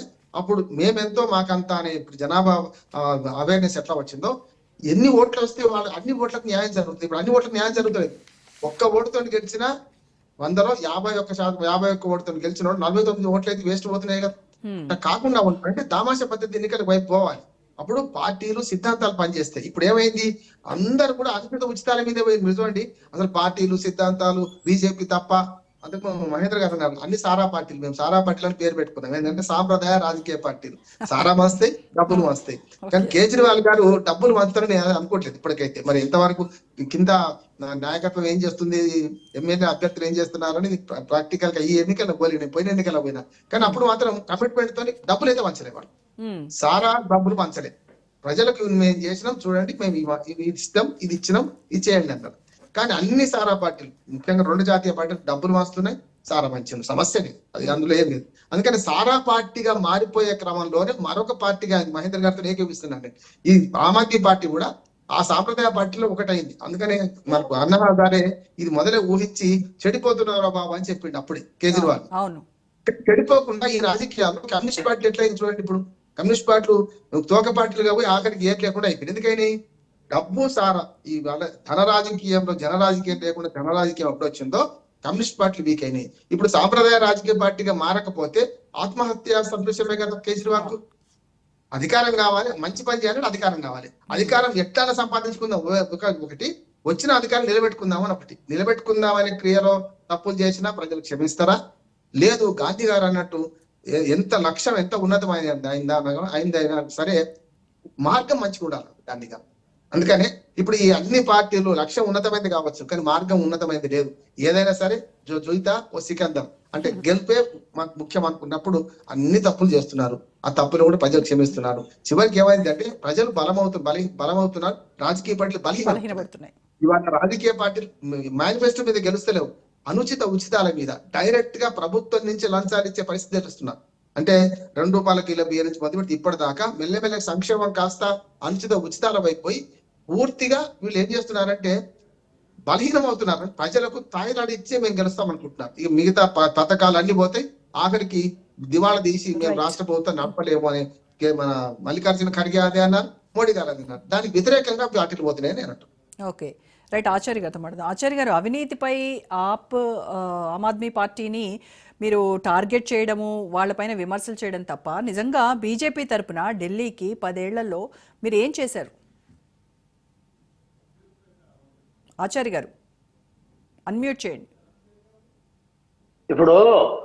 అక్కడ గెలిచిన పార్టీ ఆమ్ ఆద్మీ పార్టీ. కేంద్రము అన్ని రాష్ట్రాలకు ఎంతవరకు నిధులు ఇవ్వాలో అంతవరకు ఇస్తుంది. కేంద్రము అక్కడ ఎంపీలు గెలిచారు కాబట్టి ఎంపీల యొక్క వాళ్ళ కోరిక ప్రకారం ఏమేమి అడుగుతారో వాళ్ళు అది చేస్తారు. కానీ అన్ని మూటలు కట్టి కేజ్రీవాల్ ప్రభుత్వం అనేది తీయరు కదా. ఆయనకి ఇచ్చే బడ్జెట్ ఇస్తారు ఆయన. అంతేగాని మేమేం చేయాలని అంటే ఇప్పుడు ఆయన మీద పోయి మేము 2వ ప్రభుత్వం నడుపుదుమా? నడపలేం కదా. ఆయన రాష్ట్ర ప్రభుత్వం నడపాలి, మేము కేంద్ర ప్రభుత్వం నడపాలి. కేంద్ర ప్రభుత్వంలో ఉన్నటువంటి అధికారులతోటి మేము ఎంతవరకు నిధులు ఇవ్వాలో ఇస్తాం. ఆయన సయోధ్య సఖ్యత సమకూర్చుకొని దాన్ని ఆ ఢిల్లీని డెవలప్మెంట్ చేయడానికి 1కి 4 సార్లు. నేను ఒక్క ప్రశ్న వేస్తానండి, డెవలప్మెంట్ గురించి ఏనాడన్నా ఒక్కనాడన్నా మోడీ గారిని కలిసిన ప్రధానమంత్రి గారిని ఒక ముఖ్యమంత్రిగా? అరే వన్ సైడ్ మోడీ గారి దిక్కే చూపిస్తారండి. ఆయనకైతే ఏం దేశజాలాలు లేవు కదా కేజ్రీవాల్ కు. ఆయన ఉన్నతమైన వ్యక్తి కదా, ఆయన కరప్షన్ చేయని వ్యక్తి కదా, ఆయన ఆశయాలు చాలా బ్రహ్మాండంగా కదా. ఒక ప్రధానమంత్రిని ఎన్నిసార్లు అపాయింట్మెంట్ తీసుకొని కలిసిండు? ఉండొచ్చు, రాజకీయ కక్షలు ఉండొచ్చు, రాజకీయంగా ప్రత్యర్థులు ఎన్నెన్ని ఉండొచ్చు. నువ్వు డెవలప్మెంట్ గురించి ఎన్నిసార్లు పోయి ప్రధానమంత్రిని కలిసినావు, ఎన్నిసార్లు కేంద్ర మంత్రులను కలిసినావు? హైదరాబాద్కి వెళ్ళి, ఏదైతే ఆంధ్రకి వెళ్ళి, వేరే రాష్ట్రాలకు వెళ్ళి గట్టలు అందరు కట్టుకొని పోయి కేంద్ర మంత్రులను కలుస్తున్నావు. నువ్వు ఢిల్లీలో ఉన్నప్పుడు నువ్వు ఎంతమందిని కలిసినావు? ఏం డెవలప్మెంట్ గురించి అట్లా మాట్లాడినావు? ఎవరిని కలిసినావు నువ్వు? ఇవన్నీ లెక్కకు రావా? దీని మీద కూడా చర్చ జరగాలి కదా. లేకపోతే నువ్వు ఏదైనా అడిగితే ప్రధానమంత్రి అపాయింట్మెంట్ ఇవ్వలేదా? దాన్ని ప్రజలకు చెప్పు. నువ్వే ప్రధానమంత్రి ఫీల్ అయితే ఒక ముఖ్యమంత్రి ఉండి నాదేది, నేను ఇట్లా చేస్తున్నా అట్లా చేస్తున్నా, దేశమంతా నేను మోడీ గారి కంటే ఎక్కువ, నేను ఆయనను పోయి అడుక్కునేది అనుకున్నాడు. ఆయన రాష్ట్రం ఎంత, ఆయన పరిధి ఎంత, ఆయన ఏం చేయాలి, ఏదైతే యమునా నది ప్రక్షాళనకి ఏం కావాలి, లేకపోతే పార్లమెంట్ మెంబర్లు ఉన్నారు, కేంద్ర మంత్రులు ఉన్నారు. రోజు కేంద్ర మంత్రి నడుచుకుంటూ పోయి కలవచ్చు. ఆయన నడుచుకుంటూ పోయి ఎంతమందిని కలిసిండు 10 ఏళ్ల తీరు రికార్డు. ఆయనకి ఎంత ప్రేమ ఉన్నది ఢిల్లీ మీద డెవలప్మెంట్ చేయాలని. ఆయన వ్యూహం ఏంది, ఆయన ప్లానింగ్ ఏంది. ప్రధానమంత్రి అయిపోతే ఎన్నిసార్లు నువ్వు ధర్నా చేసినావు. ఇవాళ మేమేదో ఆయనని స్కామ్లు ఇరికిచ్చిండ్రు, లిక్కర్ స్కామ్లు అంటే. మేము ఇక్కడ లిక్కర్ స్కామ్లు ఇస్తే కేరళలో ఎందుకు పేర్లు వస్తున్నాయి? కేరళలో మా గవర్నమెంటా, మాకు అనుకూలమైన గవర్నమెంటా? మేము ఏమంటున్నాం అంటే తప్పులు కప్పిపుచ్చుకోనికే సామ్యవాదము, ప్రజాస్వామ్యవాదము, ఏదో డెమోక్రసీ, రాజ్యాంగం అని చెప్తే అవన్నీ రక్షిస్తున్నాయి. అది కాదు కదా. నేనేమంటున్నా అంటే నువ్వు ఉత్తమ ముఖ్యమంత్రి, నువ్వు మంచి ముఖ్యమంత్రివి, నువ్వు పేద ప్రజలకు స్కూల్ పెట్టినావు. నువ్వు ఎన్నిసార్లు పోయి ఆ స్కూళ్ళకు నిధులు అడిగినావు? సార్ నేను ఈ మోడల్ స్కూల్ పెట్టినా, నాకు ఇన్ని నిధులు కావాలని ఎప్పుడన్నా కలిసినావా? నేను చిన్న చిన్న ఆరోగ్య కేంద్రాలు పెట్టిండ్రు, 1000 మందికి ఒక చిన్నదేదది బస్తీ దవాఖానాలు. దాని తర్వాత కేంద్రమే దాన్ని టేక్ ఓవర్ చేసి ఇండియా మొత్తం కూడా బస్తీ దవాఖానాలు పెట్టింది. ఇలా తెలంగాణకు కూడా కొన్ని 100 బస్తీ దవాఖానాలు వచ్చినాయి. మరి నిధులు వచ్చినప్పుడు దాన్ని సక్రమంగా వాడుకోవాలి, సరిపోతే అడగాలి. పొద్దున్నేస్తే ఇక మతతత్వ పార్టీని తిట్టుడు, మోడీ గారిని తిట్టుడు, ఇదేనా? ప్రధానమంత్రిగా నువ్వు ఎన్నిసార్లు గౌరవించి కలిసినావు? ఇవాళ రేవంత్ రెడ్డి గారు 1 సంవత్సరంలో 5-6 సార్లు కలిసి ఇచ్చిండు. రికార్డ్ అయితే ఉంటుంది కదా, అడగనైతే అడిగిండు కదా. అరే ఏది అడిగిండో అక్కడ లోపలికి పోయి రిప్రజెంటేషన్ అయితే ఇచ్చిండు కదా. నువ్వు ఎన్ని మంది ఇచ్చినావా? ఢిల్లీ అభివృద్ధి ఊకినే ఎట్లయితుంది? నువ్వు ఒక్కరిని చేతితోటి కొడితేనే అవుతుందా? దీంట్లో రామ్మోహన్ గారు చెప్పాలి ఎన్నిసార్లు కలిసిండు, ఆయన అభిప్రాయం ఏంది, ఆయన ఎప్పుడు ఎన్నిసార్లు అడుగుతే ఇయ్యలేదు, వారి దగ్గర లెక్క ఉంటుంది. సార్ మీకు బౌన్స్ అవుతుంది. కేజ్రీవాల్ కూడా ఒక నియంత్రణ వ్యవహరించిండు. ఈ రాష్ట్రంలో కేసీఆర్ ఎట్లా వ్యవహరించిండో కేజ్రీవాల్ కూడా ఒక నియంత్రణ వ్యవహరించిండు. నియంత్రణగా ఎవరనేది తక్కువ కాదు. అంటే అడగని అమ్మాయిని పెట్టదు ఒప్పుకుంటా, కానీ అడిగిన రేవంత్ రెడ్డి గారికి మా తెలంగాణకి మన తెలంగాణకి ఏం చేస్తున్నారు ఆయన అడిగిన గౌరవిస్తున్నాడు సార్. అడగదంటే అన్ని విషయాలు అనుకోవద్దు. ఆయన అడిగినప్పుడు ఏమేమి ఇవ్వాలి ఇస్తూనే ఉన్నాం, తెస్తూనే ఉన్నాడు. ఓ రోజు పోయిండు 3000 కోట్లు వేసుకొచ్చిండు, మళ్ళా ఉన్నాడు తెస్తాడు. అట్లా దేవాలే సార్, మంచిగా ఉండాలి. రాజకీయంగా నువ్వు ఎన్నడూ విమర్శించు. వాళ్ళు గాడిద గుడ్డిచ్చింది అంటున్నారు. మరి నేను అన్న మాటగా అరే ఇప్పుడు సార్ గాడిద గుడ్డిస్తే గాడిద గుడ్డు పెట్టేది ఇట్లా వాళ్ళకి తెలిస్తే మళ్ళా తెచ్చిస్తే మంచిదే కదా. మనకైతే గాడిద గుడ్డు పెట్టడానికి నువ్వన్నా చూసినావా ఎప్పుడన్నా? మొత్తం మీద మాత్రం కేసీఆర్ ఏమో అడగక చెడిపోయిండు, ఈయన అడిగి కూడా చెడిపోతున్నాడు అంటున్నా. కేసీఆర్ ఏం కాదు అట్లా అన్నది సార్. మీరు అది ఎంతవరకు కరెక్ట్? మానవతరాయ్ గారు మాట్లాడాలి. ఆయన ఒక్క నిమిషం ఆచార్య గారు, మానవతరాయ్ గారు అడుగుదాం. చెడిపోవడం అనొద్దు సార్. మానవతరాయ్ గారు ఒక్క నిమిషం ఆచార్య గారు ఒక్క నిమిషం అండి. ఒక్క నిమిషం మీరు ఒక్క నిమిషం కామ్గా ఉండండి. స్పష్టంగా కళ్ళ ముందుందండి. బీజేపీ పాలిత మిత్రపక్షాలకు ఒక రకంగా, వ్యతిరేకించే ఇండియా కూటమికి ఇంకో రకంగా బడ్జెట్ లో కేటాయింపులు, అది ఉత్తరాదికి ఒక రకంగా, దక్షిణాదికి ఒక రకంగా. ఒక ఆంధ్రప్రదేశ్ తీసుకుందాం, వాళ్ళకు అన్ని పనులు ఒకవేళ చెల్లించు 51,000 55,000 కోట్లు వస్తే వాళ్ళకి ఇచ్చేశారు. తెలంగాణకు 41,000 కోట్లు అంటే 29,000 కోట్ల వరకే ఇచ్చేశారు. అది ఎంతవరకు న్యాయం చెప్పండి? 15,000 కోట్లు వాళ్ళ అభివృద్ధికి ఇచ్చారు. అక్కడ కనీసం తెలంగాణ ఒక ప్రాజెక్టుకు, పాలమూరు మన రంగారెడ్డికి, మన మీ ప్రాంతంలో కలవకుర్తి మీరు పోటీ చేసిన దగ్గరే పాలమూరు రంగారెడ్డి ప్రాజెక్టు జాతీయ హోదా లేదు, కనీసం సహాయం లేదు. వాళ్ళ పోలవరానికి సహాయం ఉంది. తర్వాత విశాఖ ఉక్కు పొంది బయ్యారం ఉక్కు ఫ్యాక్టరీ. దయచేసి మన అందరం కూడా, కాంగ్రెస్ బీజేపీ కూడా, తెలంగాణలో 100 ఏళ్లకు సరిపడా నాణ్యమైన ఉక్కు ఉంది. 2008 సంవత్సరాలకు 2008 కన్నా ముందే అంచనాలు వేయబడ్డాయి. దాన్ని మనందరం కూడా నిర్లక్ష్యం చేస్తున్నాం. అధికారంలో మీరున్నారు కాబట్టి ఇప్పుడు దేని బీజేపీ వాళ్ళు 8 మంది ఎంపీలు, కేంద్ర మంత్రులు 2 ఉన్నారు. అందరం కలిసి రాష్ట్రం కోసం చేద్దాం. రాష్ట్ర ప్రభుత్వం చేయాల్సింది చేస్తుంది. ముఖ్యమంత్రి గారు అదే ఆవేదన వెళ్ళబుక్కుతున్నారు. అని మేము అడుగుతున్నాం, మీరు అడిగినా కానీ మాకు ఇవ్వట్లేదని బయ్యారము బయ్యారం feasibility feasibilities- రామ్మోహన్ రావు గారు యా. తెలుసు కదా బయ్యారం. మానవతరయ్య గారు బయ్యారం ఉక్కు విషయం ఫ్యాక్టరీకి ఉంది వచ్చేసరికి కదా. ఆ ఫీజిబిలిటీస్ చూస్తాం, విభజన హామీల్లో ఉన్నప్పటికీ కూడాను ఆ ఫీజిబిలిటీస్ చూసే ఒక డెసిషన్ కి వస్తామని. గుజరాత్ చరిత్ర తీయండి, ఇప్పటిది కాదు ఆ చరిత్ర. ఇప్పుడు రామ్మోహన్ రావు గారు ఎనిమిది కన్నా- ఆయనకు అన్ని తెలుసు. ఇప్పుడు కాంగ్రెస్ కూడా మిత్రపక్షాలు ఉన్నప్పుడు యూపీఎఫ్ గవర్నమెంట్ ఉన్నప్పుడు వాళ్ళు ఇచ్చుకోలేదా సార్? బీజేపీ గవర్నమెంట్ లకు ఇంటికాడ తీసుకుపోయి ఇచ్చేసిరా సార్? సెకండ్ సార్, చారి గారు విభజన చట్టంలో గిరిజన విశ్వవిద్యాలయాలు ఆచార్య గారు ఒక్క నిమిషం, ఇచ్చినా లేదా డబ్బులు? ఒక నిమిషం లైన్ లో ఉండండి. గిరిజన విశ్వవిద్యాలయం కేసీఆర్ ఒక్క ఉన్నప్పుడే నిమిషం. ఇచ్చినాం. చెప్పనండి ఆచార్య గారు చేసిండు. ఆచార్య గారు ఒక్క నిమిషం ఆగండి. ఇప్పుడు బయ్యారం ఉక్కు ఫ్యాక్టరీ అనేది దాన్ని అక్కడ ఛత్తీస్గఢ్ గనుల్ని బయ్యారానికి కేటాయించవచ్చు ఒకవేళ నాణ్యత లోపం ఉంటే, ఫీజిబిలిటీ లేకపోతే. మరి గుజరాత్ లో అసలు ఏముందని అంత దూరం పోయి ఛత్తీస్గఢ్ గనులు ఆడ కింద కేటాయించాలా? పక్కనే ఉన్న బయ్యారాన్ని కేటాయిస్తే ఇక్కడ నాణ్యమైన ఉక్కు ఇంకా తయారైంది కదా, తెలంగాణ ప్రాంతం అభివృద్ధి చెందుతుంది కదా. ఆల్రెడీ విభజన చట్టంలో మీ గవర్నమెంట్ వచ్చినప్పుడు మీ సజెషన్ తీసుకొని చేయమనండి. మీ తప్పకుండా గవర్నమెంట్ తీసుకొని మీ సజెషన్ తీసుకోవాలి. ఎందుకంటే మా గవర్నమెంట్ వచ్చినప్పుడు కూడా మీ సజెషన్ బట్టి మేము చేస్తాం. మా ideology ప్రకారం మేము చేస్తాం. కొట్లాడంగా పసుపు బోర్డు ఇప్పుడు మొన్న ఏ రోజు ఏంటి మా మాట ఆచార్య గారు ఒక్క నిమిషం, ఆచార్య గారు వినండి. కాంగ్రెస్ ప్రభుత్వ హయాంలో వచ్చింది, తెలంగాణ కాంగ్రెస్ హయాంలో వచ్చింది. రేపు బయ్యారం ఉక్కు ఫ్యాక్టరీ మీరు ఇవ్వకపోతే కాంగ్రెస్ హయాం. తెలంగాణలో సచిన్ కూడా కాంగ్రెస్ హయాంలోనే సచిరు. ఇప్పుడు మీరు కాంగ్రెస్ హయాంలో ఉన్నప్పుడే సచిన్ వందలు ఏం చెప్పారు? ఒక ఓటు రెండు రాష్ట్రాలు అన్నారు. ఒక్క నిమిషం ఆచార్య గారు. భయపడ్డారు మీరు. ఇచ్చి దేశం మార్చి ప్రజల్ని చంపలే. ఉద్యమ స్ఫూర్తిని గౌరవించింది Congress party.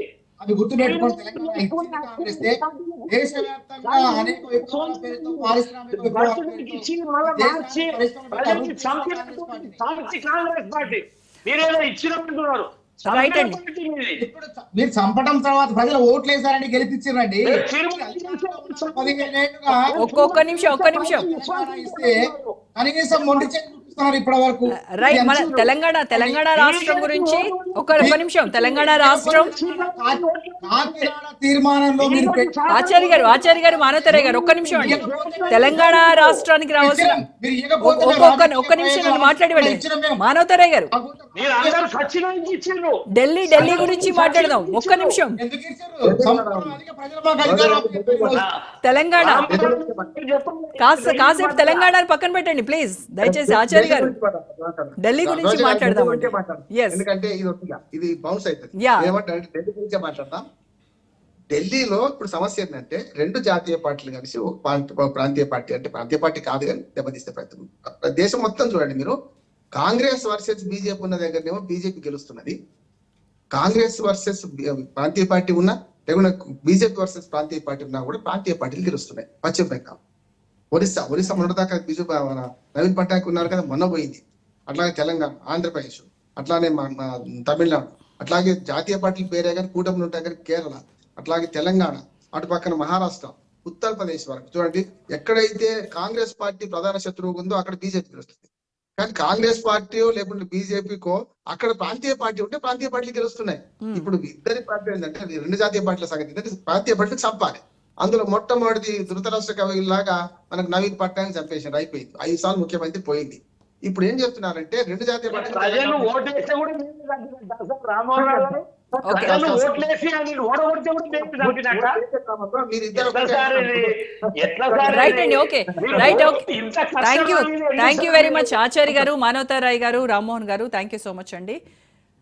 Right. Delhi exit polls విశ్లేషణ క్లియర్ పిక్చర్ ఇస్తోంది. 2 దశాబ్దాల తర్వాత ఢిల్లీలో బీజేపీ అధికారంలోకి రాబోతోంది అన్నది స్పష్టం చేస్తోంది. ఈసారి ఎన్నికల్లో ఓటమి తథ్యమని ఎగ్జిట్ పోల్స్ కూడా అంచనా వేస్తున్నాయి. కాంగ్రెస్ పార్టీకి మరింత నష్టం వాటిల్లుతుందని సర్వేలు అంచనా వేశాయి. అధికార ఆమ్ ఆద్మీ పార్టీ మూడోసారి అధికారంలోకి రావాలనేటువంటి ఆశలు గల్లంతవుతున్నాయని అన్ని సర్వేలు దాదాపుగా తేల్చేశాయి. ఢిల్లీ అసెంబ్లీలో 70 సీట్లుంటే మెజారిటీ మార్క్ 36. అయితే అనేక సార్లు ఎగ్జిట్ పోల్స్ తప్పవుతున్నటువంటి విషయాన్ని కూడా మనం గుర్తుంచుకోవాలి. NDTV poll of exit polls బీజేపీకి 41 సీట్లు, ఆప్కి 28, కాంగ్రెస్కి కేవలం 1 సీటు మాత్రమే వస్తాయంటోంది. అలాగే బీజేపీకి భారీ విజయం దక్కుతుందని సర్వేలన్నీ తేల్చేశాయి. 7 ఎగ్జిట్ పోల్స్ కాషాయ జెండా ఢిల్లీలో రెపరెపలాడుతోందని పేర్కొంది. DV research, Chanakya strategies, JVC, poll diary, PMARQ, people's insight, people's pulse అన్నీ బీజేపీ బంపర్ విక్టరీ సాధిస్తాయని చెప్తున్నారు. చెప్తున్నాయి. అదే సమయంలో బీజేపీ భారీ విజయం సాధిస్తాయన్నాయి. బీజేపీ 70 అసెంబ్లీ సీట్లలో 51 నుంచి 60 మధ్య కాషాయ పార్టీకి ఇవ్వడం విశేషం. పోల్ డైరీ, పీపుల్స్ ఇన్సైట్ బీజేపీకి 40కి పైగా సీట్లు వస్తాయని పేర్కొన్నాయి. JVC, Chanakya Strategies, PMarq BJP కనీసం 35 సీట్లు గెలుస్తున్నాయని చెప్తున్నాయి. డీవీ రీసెర్చ్ ప్రకారం బీజేపీ కేవలం మ్యాజిక్ మార్క్ను చేరుకుంటుందని చెప్తోంది. పోల్ డైరీ 50, పీపుల్స్ పల్స్ 60 మినహా మిగతా సర్వేలన్నీ కూడా బీజేపీ గరిష్టంగా 40 సీట్లను గెలుచుకుంటుందని అభిప్రాయపడింది. ఇక వి ప్రిసైడ్ ఎగ్జిట్ పోల్ ప్రకారం అరవింద్ కేజ్రీవాల్ పార్టీ 46 నుంచి 52 స్థానాలు కైవసం చేసుకోవడం ద్వారా మరో భారీ విజయాన్ని సాధిస్తుందని పేర్కొంది. ఇక ఏపీలో సర్వేతో సంచలనం సృష్టించిన కేకే సర్వే ఆప్ విజయం సాధిస్తోంది అంటూ రిపోర్ట్ ఇచ్చింది. ఆప్ 39, బీజేపీ 22, కాంగ్రెస్ 9 సీట్లు గెలుస్తుందని తెలిపింది. ఇక అదే సమయంలో ఆప్ 31 కంటే ఎక్కువ సీట్లు గెలుస్తుందని పీ మార్క్ చెప్తోంది. 2015లో 67, 2020లో 62 గెలిచిన తర్వాత ఇది ఆప్ పార్టీకి ఘోర ఓటమి అనుకోవాల్సి ఉంటుంది. 2015, 2020లో విజయానికి ముందు ఎగ్జిట్ పోల్స్ ఇలాగే వచ్చాయి అంది ఆప్. ఎగ్జిట్ పోల్ రిపోర్ట్స్ను ఆ పార్టీ తిరస్కరించింది. ఆప్ నాయకుడు సుశీల్ గుప్తా ఏఎన్ఐతో మాట్లాడుతూ ఇది మా 4వ ఎన్నిక, ప్రతిసారి ఎగ్జిట్ పోల్స్లో ఆప్ గెలుస్తుందని చెప్పలేదని, కానీ ప్రభుత్వం ఏర్పాటు చేసేది తామేనని ఆయన చెప్పారు. ఇక mattress exit poll Kejriwal party 32 నుంచి 37 స్థానాల మధ్య, బీజేపీ 35 నుంచి 40 మధ్య గెలుపొంది హంగ్ హౌస్ను ప్రొటెక్ట్ చేస్తుంది. ఇక కాంగ్రెస్ పార్టీలో గందరగోళం కొనసాగుతోంది. ఏ సర్వే చూసినా ఆ పార్టీ 10 స్థానాలు దాటలేదు. కొన్నిసార్లు ఆ పార్టీ అసలు ఒక్క సీటు కూడా గెలవదని చెప్పాయి. సో ఏం జరుగుతుందో చూద్దాం. ఇది ఇవాల్టి special debate. Stay tune to Raj news.